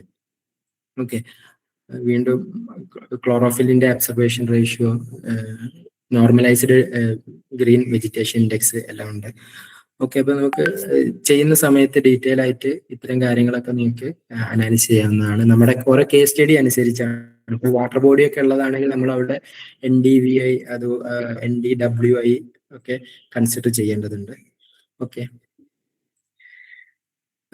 ഇനി പ്ലാന്റിന്റെ കേസിലാണെങ്കിൽ അവിടെ സ്പെക്ട്രൽ സിഗ്നേച്ചേഴ്സുകൾ അത് മാറിക്കൊണ്ടേയിരിക്കും. ഇതിപ്പോ ഒരു സ്റ്റഡി എടുക്കുകയാണെങ്കിൽ ഡിഫറെന്റ് ക്രോപ്പിനൊക്കെ ഡിഫറെന്റ് ആയിട്ടുള്ള സ്പെക്ട്രൽ സിഗ്നേച്ചറുകളായിരിക്കും ഉണ്ടാകുന്നത്. അത് അവയിലെ ക്ലോറോഫിലിന്റെ കണ്ടന്റ്, ഓരോ ലീഫും വേരിയേഷൻസ് കാണിക്കില്ല. അപ്പൊ ക്ലോറോഫിലിന്റെ കണ്ടന്റ്, ഫ്ലവറിങ് സ്റ്റേജ്, അങ്ങനെ നമുക്ക് എന്താക്കാൻ പറ്റും, പ്ലാന്റ് വൈസിനെയൊക്കെ ഇവരെ ഡിഫറൻഷിയേഷൻ ചെയ്യാൻ പറ്റും. അതായത് വെജിറ്റേഷൻ മാത്രമല്ല, വെജിറ്റേഷന്റെ വിത്തിൻ വെജിറ്റേഷൻ തന്നെ നമുക്ക് അതിൽ വരുന്ന വേരിയേഷൻസ് ഒക്കെ നമുക്ക് കാണിക്കാൻ പറ്റും. അപ്പൊ ഇത്തരം സ്റ്റഡീസ് വെച്ചിട്ട് നമുക്ക് എന്താക്കാൻ പറ്റും, ഒരു ഏരിയയിലെ ഒരു പർട്ടിക്കുലർ സ്പീഷീസ് സ്പ്രെഡ് ആകുന്നുണ്ടോ അങ്ങനത്തെ കാര്യമൊക്കെ നമുക്ക് നോക്കാൻ പറ്റും. അതായത് ഞാൻ ഉദ്ദേശിച്ചത് ഇൻവേസീവ് സ്പീഷീസിന്റെ ഒക്കെ കേസിലാണ്. അപ്പോൾ ഒരു ഇൻവേസീവ് സ്പീഷീസ് ഒരു പർട്ടിക്കുലർ സ്പെക്ട്രൽ സിഗ്നേച്ചർ ആയിരിക്കും എമിറ്റ് ചെയ്യുന്നത്. അപ്പൊ അവ ആ ഒരു ഏരിയയിൽ എത്രത്തോളം സ്പ്രെഡ് ആയിട്ടുണ്ട്, അല്ലെങ്കിൽ അവയെ ബാക്കിയുള്ള വെജിറ്റേഷൻ എങ്ങനെ വേർതിരിച്ച് കാണാന്നൊക്കെ നമുക്ക് അവയുടെ സ്പെക്ട്രൽ ഇൻഡിസസ് വെച്ച് മനസ്സിലാക്കാൻ പറ്റും.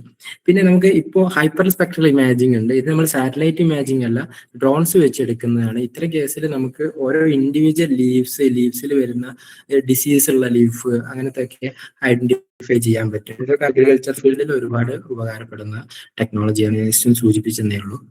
ഓക്കെ, ഇത് നേരത്തെ ഞാൻ പറഞ്ഞ ലിഡാർ ടെക്നോളജി വെച്ചിട്ട് ഇരുത്താണ്. അപ്പൊ നിങ്ങൾ നോക്കുക, ഒരു നിങ്ങളുടെ ലിഡാർ സർവേ ഒക്കെ കേരളയിലെ ഒക്കെ ഭാഗമായിട്ട് കേട്ടിട്ടുണ്ടാകും. അതായത് അവര് ആക്ച്വൽ ഫീൽഡ് സർവേക്ക് വരെ ലിഡാർ സർവേ ആണ് ചെയ്തത്. Actually it's A good methodology. നമുക്ക് വളരെ ഈസി ആയിട്ട് തന്നെ ഓരോന്നും പ്ലാന്റ് ആണോ, എത്ര പ്ലാന്റ് ഉണ്ട് എന്നുള്ള എണ്ണം അടക്കം നമുക്ക് ബയോഡൈവേഴ്സിറ്റി അസസ്മെന്റിനൊക്കെ വളരെ യൂസ്ഫുൾ ആണ്. ഇതൊക്കെ നമുക്ക് ഏതെങ്കിലും UAVയുടെ സഹായത്തോട് കൂടിയിട്ടാണ് ചെയ്യാൻ. സാറ്റലൈറ്റിൽ നിന്നല്ല, ഡ്രോൺസ് അല്ലെങ്കിൽ ചെറിയ വിമാനങ്ങളൊക്കെ യൂസ് ചെയ്തിട്ടാണ് നമ്മൾ ലിഡാർ ഡാറ്റ കളക്ട് ചെയ്യേണ്ടത്. ഓക്കെ, ഇനി ഈ സ്പെക്ട്രൽ ഇൻഡിസസ് വെച്ചിട്ടുള്ള മെത്തഡ് യൂസ് ആണ് LULC അനാലിസിസ്. അത് നമുക്ക് എക്കോളജിയിൽ മാത്രമല്ല, എല്ലാ എക്കണോമിക്സ് എവറിത്തിങ് അങ്ങനെ ഡിഫറൻറ്റ് ഫീൽഡിൽ ഇതിന് ആപ്ലിക്കേഷൻസ് ഉണ്ട്. ലാൻഡ് കവർ എന്ന് യൂസ് ചെയ്ത് കഴിഞ്ഞാൽ, അതായത് ഒരു ഏരിയയിലെ ഫിസിക്കൽ മെറ്റീരിയൽ, അതാണ് ലാൻഡ് കവർ. അതെങ്ങനെ ഹ്യൂമൻസ് യൂസ് ചെയ്യുന്നു, അല്ലെങ്കിൽ അതിനെയാണ് ലാൻഡ് യൂസ് എന്ന് വിളിക്കുന്നത്. അപ്പൊ നമുക്ക് ഇത് ഡിഫറെന്റ് മെത്തേഡ്സ്, അതായത് ഹാബിറ്റാറ്റ്സിൽ വരുന്ന ചേഞ്ചസ്, ഹാബിറ്റാറ്റ് ലോസ് ആയിട്ടുണ്ടോ, അതായത് ഫോറസ്റ്റ് കൂടിയിട്ടുണ്ടോ കുറഞ്ഞിട്ടുണ്ടോ, ഹാബിറ്റാറ്റ് ഫ്രാഗ്മെന്റേഷൻ ഉണ്ടായിട്ടുണ്ടോ, അല്ലെങ്കിൽ ഇവിടെ ആവാസ വ്യവസ്ഥ നാശം വന്നിട്ടുണ്ടോ, എന്തെങ്കിലും ത്രെട്ട് നടന്നിട്ടുണ്ടോ. ത്രെട്ട് എന്ന് പറയുമ്പോൾ നമുക്ക് ഈവൻ ഈ ഡാറ്റ വെച്ചിട്ട് നമുക്ക് നമ്മൾ പറഞ്ഞല്ലോ 10 മീറ്റർ വരെ റെസൊല്യൂഷനിൽ ഡീറ്റെയിൽസ് കിട്ടുക. അപ്പോൾ കോറികൾ തുടങ്ങിയിട്ടുണ്ടോ, കോറികൾ എങ്ങനെ നമ്മുടെ ഹാബിറ്റാറ്റിനെ ബാധിക്കുന്നുണ്ടോ, അഗ്രികൾച്ചർ എക്സ്പാൻഷൻ എങ്ങനെ ഫോറസ്റ്റിനെ ബാധിക്കുന്നു, അങ്ങനത്തെ കാര്യങ്ങളൊക്കെ നമുക്ക് നോക്കാൻ പറ്റും. അതുപോലെ തന്നെ ക്ലൈമാറ്റിക് ചേഞ്ച് ബേസ് ചെയ്തിട്ട് ഒരു ലാൻഡ്സ്കേപ്പിൽ എന്തൊക്കെ ചേഞ്ചസ് വന്നു എന്നുള്ളത് നമുക്ക് ലാൻഡ് യൂസ് ലാൻഡ് ചേഞ്ച് അനാലിസിസിലൂടെ കണ്ടുപിടിക്കാൻ പറ്റും. ഇവിടെ നമ്മൾ സാറ്റലൈറ്റിക് എന്നുള്ള സ്പെക്ട്രൽ ഇൻഡിസസ് ആണ് കേട്ടോ യൂസ് ചെയ്യുന്നത്. ഓക്കെ, ഇത് നമ്മുടെ കേരളത്തിന്റെ കേസിലുള്ള ഒരു ചേഞ്ച് ആണ്. 2000 മുതൽ 2017 വരെ ബിൽഡപ്പ് ഏരിയാസ്, ആ റെഡ് കാണുന്ന ബിൽഡപ്പ് ഏരിയാസ് ആണ്, അത് ഇൻക്രീസ് ചെയ്തിട്ടുണ്ട്. ഇത് എറണാകുളം ഡിസ്ട്രിക്റ്റ് ആണ്. ഓക്കെ, നെക്സ്റ്റ് നമുക്ക് ഫോറസ്റ്റ് കാനോപ്പി. ഇത് സെയിം യൂസ് തന്നെയാണ്, നമ്മൾ അതിന്റെ ടെക്നിക്കാലിറ്റി മാറുന്നു എന്നുള്ളൊരു. ഫോറസ്റ്റ് കാനോപ്പി എത്രത്തോളം ഉണ്ട്, നമ്മളിപ്പം പറയുന്നുണ്ട് കേരളത്തിൽ 30% ഫോറസ്റ്റ് ആണ്. അത് ആക്ച്വലി NDVI ബേസ് ചെയ്തിട്ടുള്ള, അല്ലെങ്കിൽ സാറ്റലൈറ്റ് ഡാറ്റ ബേസ് ചെയ്തിട്ടുള്ള ഡാറ്റയാണ്. ആക്ച്വലി അത് നമ്മൾ ഡീപ്പായിട്ട് ചെയ്യണമെന്നാണ് എൻ്റെ ഒരു കാഴ്ചപ്പാട്. ലൈക്ക് നമ്മൾ ഇവിടെ യൂസ് ചെയ്യുന്നത് NDVI മാത്രമാണ്. NDVI വെച്ചിട്ട് എത്രത്തോളം ഏരിയ ഫോറസ്റ്റ് ഉണ്ട്, ഇത്ര പർട്ടിക്കുലർ കൂടുതൽ NDVI ഉള്ളതിനൊക്കെ ഫോറസ്റ്റ് ആയി കൺസിഡർ ചെയ്യാണ്. പക്ഷെ അവിടെ നമ്മൾ കൂടുതൽ ഇൻഡിസസ് യൂസ് ചെയ്തിട്ട് അത് ആക്ച്വൽ ഫോറസ്റ്റ് ആണോ അതല്ലെങ്കിൽ അത് പ്ലാന്റേഷൻസ് ആണോ നമ്മൾ വേർതിരിച്ച് ഡിമാർക്കേറ്റ് ചെയ്ത് കഴിഞ്ഞാൽ സ്വാഭാവികമായിട്ട് ഈ 30% എന്ന് പറയുന്ന ഫോറസ്റ്റ് എന്നുള്ള ആ ഒരു കാര്യം മാറും തീർച്ചയായിട്ടും. അത്തരം അനാലിസിസ് ഒക്കെ ചെയ്യാനുള്ള സാറ്റലൈറ്റ് സംവിധാനങ്ങൾ ഇന്ന് ഇന്ത്യക്കുണ്ട്. IRS LIS എന്ന് പറയുന്ന ഒരു ഇന്ത്യൻ റിമോട്ട് സെൻസിങ്ങിനാണ് IRS എന്ന് പറയുന്നത്. അതിന്റെ LIS എന്ന് പറയുന്ന സാറ്റലൈറ്റുകളൊക്കെ ഇതിന് സ്യൂട്ടബിൾ ആണ്. ഓക്കെ, പിന്നെ ടെമ്പറൽ ചേഞ്ചസ്, ഒരു ഏരിയയിൽ വരുന്ന ഫീൽഡ് എക്സ്റ്റൻഷൻ ഒക്കെ നമുക്ക് ഇതിന് ഡിറ്റക്ട് ചെയ്യാൻ പറ്റും. ഓക്കെ, അടുത്തതാണ് ഇതാട്ടോ QGIS എന്ന് പറഞ്ഞിട്ടുള്ള നമ്മളെ കോമൺലി യൂസ് ചെയ്യുന്ന ഒരു സോഫ്റ്റ്വെയറിന്റെ ഒരു ഔട്ട്ലൈന് ഞാൻ ലാസ്റ്റ് ഡിസ്കസ് ചെയ്യും. ഇത് ഇടയ്ക്ക് കയറി വന്നതാണ്. ഒരു ഫൈനൽ നമുക്കൊരു ആപ്ലിക്കേഷൻ ആണ്, ഞാനിത് ഡിസ്കസ് ചെയ്യുന്ന ഒരു ഫൈനൽ ആപ്ലിക്കേഷൻ ആണ് സ്പീഷീസ് ഡിസ്ട്രിബ്യൂഷൻ മോഡൽ എന്ന് പറയുന്നത്.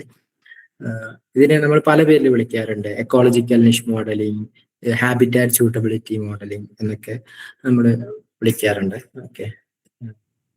ഓക്കെ, അത് പ്രധാനമായിട്ടും നമ്മൾ യൂസ് ചെയ്യുന്നത്, ഇതിന്റെ ഒരു പ്രിൻസിപ്പിൾ എന്ന് പറഞ്ഞാൽ, നമുക്ക് കുറച്ച് ഒരു പോപ്പുലേഷന്റെ അല്ലെങ്കിൽ ഒരു പർട്ടിക്കുലർ പ്ലാന്റിന്റെ കുറച്ച് ലൊക്കേഷൻസ് അറിയാം. ആ ലൊക്കേഷൻസ് നമ്മൾ സ്പീഷീസ് ഒക്കറൻസ് ഡാറ്റ എന്ന് വിളിക്കും. ആ ഒക്കറൻസ് ഡാറ്റ വെച്ചിട്ട് ആ പ്രദേശത്തുള്ള എൻവയോൺമെന്റൽ ഡാറ്റയുമായിട്ട് നമ്മൾ കമ്പയർ ചെയ്ത് നോക്കും. അപ്പോൾ ഏതൊരു സ്പീഷീസിനും ഒരു നിശയുണ്ട്. അതിനാണ് അതിന്റെ എക്കോളജിക്കൽ നിശ. ഇവിടെ different types of ecological niches ഉണ്ട്. ഇവിടെ നമ്മൾ ഡിസ്കസ് ചെയ്യുന്ന ഹച്ചിൻസന്റെ ഡെഫിനേഷനിൽ വരുന്ന എക്കോളജിക്കൽ നിഷയാണ്. Ecological niche of a species എന്ന് പറയുന്നത് ആ ഒരു പർട്ടിക്കുലർ ഏരിയയിലെ എല്ലാ എൻവയോൺമെന്റൽ ഫാക്ടേഴ്സിന്റെയും ഒരു സം ആയിരിക്കും. അതൊരു ഒരു പ്ലാന്റിന്റെ എക്കോളജിക്കൽ നിഷ എന്നുള്ളതാണ് അതിന്റെ അവിടുത്തെ പ്രിൻസിപ്പിൾ. അതായത് ആ ഒരു പോയിന്റിൽ ഡിഫറെന്റ് എൻവയോൺമെന്റൽ പാരാമീറ്റേഴ്സ് ഈ പ്ലാന്റ് വരാൻ ഡിപ്പെൻഡ് ചെയ്തിട്ടുണ്ടാകും. അപ്പോൾ അത് നമ്മൾ ഡിഫറെന്റ് ഏരിയയിലുള്ള ആ പ്ലാന്റ് ഡിഫറെന്റ് ഏരിയയിലുള്ള എൻവയോൺമെന്റൽ ഡാറ്റയുമായിട്ട് കമ്പയർ ചെയ്ത് ഇതുപോലെ സിമിലർ ആയിട്ടുള്ള എൻവയോൺമെന്റൽ ഡാറ്റ എല്ലാം കമ്പൈൻ ചെയ്ത് വരുന്ന ഏരിയ ഉണ്ടോ എന്ന് നമ്മൾ പ്രെഡിക്റ്റ് ചെയ്യുന്നതിനാണ് എക്കോളജിക്കൽ നിഷ് മോഡലിംഗ് അല്ലെങ്കിൽ ഹാബിറ്റാറ്റ് സ്യൂട്ടബിലിറ്റി മോഡലിംഗ് എന്ന് പറയുന്നത്. ഓക്കെ, ഇത് സിംപ്ലി നമ്മൾ ഇതിന് കൊടുക്കേണ്ട ഇൻപുട്ട് എന്ന് പറഞ്ഞാൽ നമ്മുടെ സ്പീഷീസ് ഒക്കറൻസ് ഡാറ്റ, അതുപോലെ തന്നെ നമ്മുടെ ആ ഒരു സ്റ്റഡി ഏരിയയുടെ എൻവയോൺമെന്റൽ ഡാറ്റ എന്നിവയാണ്. അത് നമുക്ക് ഡിഫറെന്റ് അൽഗോരിതംസ് ഉണ്ട്. ആ അൽഗോരിതംസ് വെച്ച് ആ സ്യൂട്ടബിലിറ്റി അല്ലെങ്കിൽ ഹാബിറ്റാറ്റ് സ്യൂട്ടബിലിറ്റി അല്ലെങ്കിൽ അവിടെ ഒരു പ്രെഡിക്റ്റഡ് ഡിസ്ട്രിബ്യൂഷൻ പറഞ്ഞു തരും. ഇത്ര ഏരിയയിലാണുള്ളത്, ഈ ഏരിയയിൽ ഇത് കാണാൻ കൂടുതൽ സാധ്യതയുണ്ട് എന്നുള്ള, അല്ലെങ്കിൽ ആ ഒരു ഏരിയ ഈ ഒരു സ്പീഷീസിന് കൂടുതൽ സ്യൂട്ടബിൾ ആണ് എന്നുള്ള ഡീറ്റെയിൽസ് ഒക്കെ നമുക്ക് കിട്ടും. ഞാൻ കുറച്ച് കേസ് സ്റ്റഡീസിലൂടെ പോകാം. അതിനു മുമ്പ് ഓക്കെ, ഇതിന്റെ പ്രിൻസിപ്പിൾസ് പറയുന്നത് ഞാൻ ഓൾറെഡി ഡിസ്കസ് ചെയ്തു. അതിന്റെ ഒരു അബയോട്ടിക് ഡിഷ് അതുപോലെ തന്നെ ബയോട്ടിക്, അബയോട്ടിക് ആൻഡ് അതിന്റെ ആക്സസിബിലിറ്റി, ഈ 3 കാര്യങ്ങളും കൂടി വരുമ്പോഴാണ് അതിന്റെ ഒരു ആക്ച്വൽ ജിയോഗ്രഫിക് ഡിസ്ട്രിബ്യൂഷൻ വരുന്നത്. പക്ഷെ നമ്മളിവിടെ അതിന്റെ ആക്സസിബിലിറ്റി എന്ന് പറയുന്ന കാര്യം ഡിസ്കസ് ചെയ്യുന്നില്ല എക്കോളജിക്കൽ നിഷ് മോഡലിംഗിൽ. അപ്പോൾ ശ്രദ്ധിക്കേണ്ട വെച്ചാൽ നമ്മളിവിടെ ആകെ കൺസിഡർ ചെയ്യുന്നത് അതിന്റെ അബയോട്ടിക് ആൻഡ് ബയോട്ടിക് ഇന്ററാക്ഷൻ, അത് കമ്പൈൻ ചെയ്യുന്ന ഏരിയ. പക്ഷെ അതിന്റെ ആക്ച്വൽ ഡിസ്ട്രിബ്യൂഷൻ എന്ന് പറയുന്നത് അതിന്റെ ആക്സസിബിലിറ്റിയും കൂടെ ഉള്ള ഏരിയ ആയിരിക്കും. അതിന് നമ്മൾ ടെക്നിക്കലി സ്പീക്കിംഗ് നമുക്ക്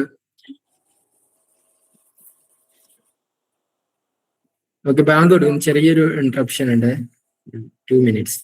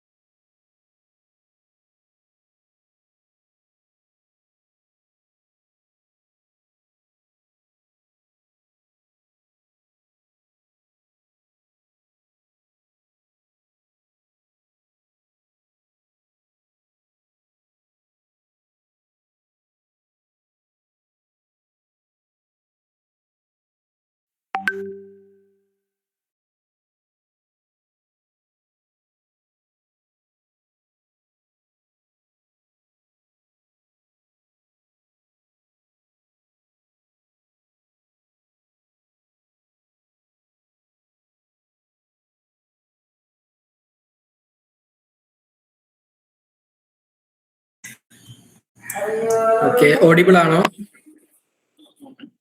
ഹലോ, ഓഡിബിൾ ആണ്, പറഞ്ഞോ. അപ്പോൾ ഇവിടെ നമ്മൾ ഡിസ്കസ് ചെയ്യുന്നത് 2 ഫാക്ടറാണ്. അബയോട്ടിക് ഫാക്ടറും ബയോട്ടിക് ഫാക്ടറും മാത്രമേ നമ്മൾ മോഡലിംഗിൽ ഡിസ്കസ് ചെയ്യുന്നുള്ളൂ. അതിന് നമ്മൾ ടെക്നിക്കലി സ്പീക്കിംഗ് നമുക്ക് അതിന്റെ ഫണ്ടമെന്റൽ നിഷ എന്ന് പറയാം. ഒരു സ്പീഷീസ് നമുക്ക് കാണാൻ ഏറ്റവും സാധ്യതയുള്ള ഏരിയ. പക്ഷെ നമുക്ക് അവിടെ റിയാലിറ്റിയിലേക്ക് വരുമ്പോൾ അവിടെ ഒരു മൂവ്മെന്റ് അല്ലെങ്കിൽ ആ സ്പീഷീസ് അവിടെ എത്തിപ്പെടാനുള്ള സാധ്യത എന്നുള്ള ഒരു ഫാക്ടർ ഉണ്ട്. അതിന് നമുക്ക് എന്ത് വിളിക്കാം? അതിന്റെ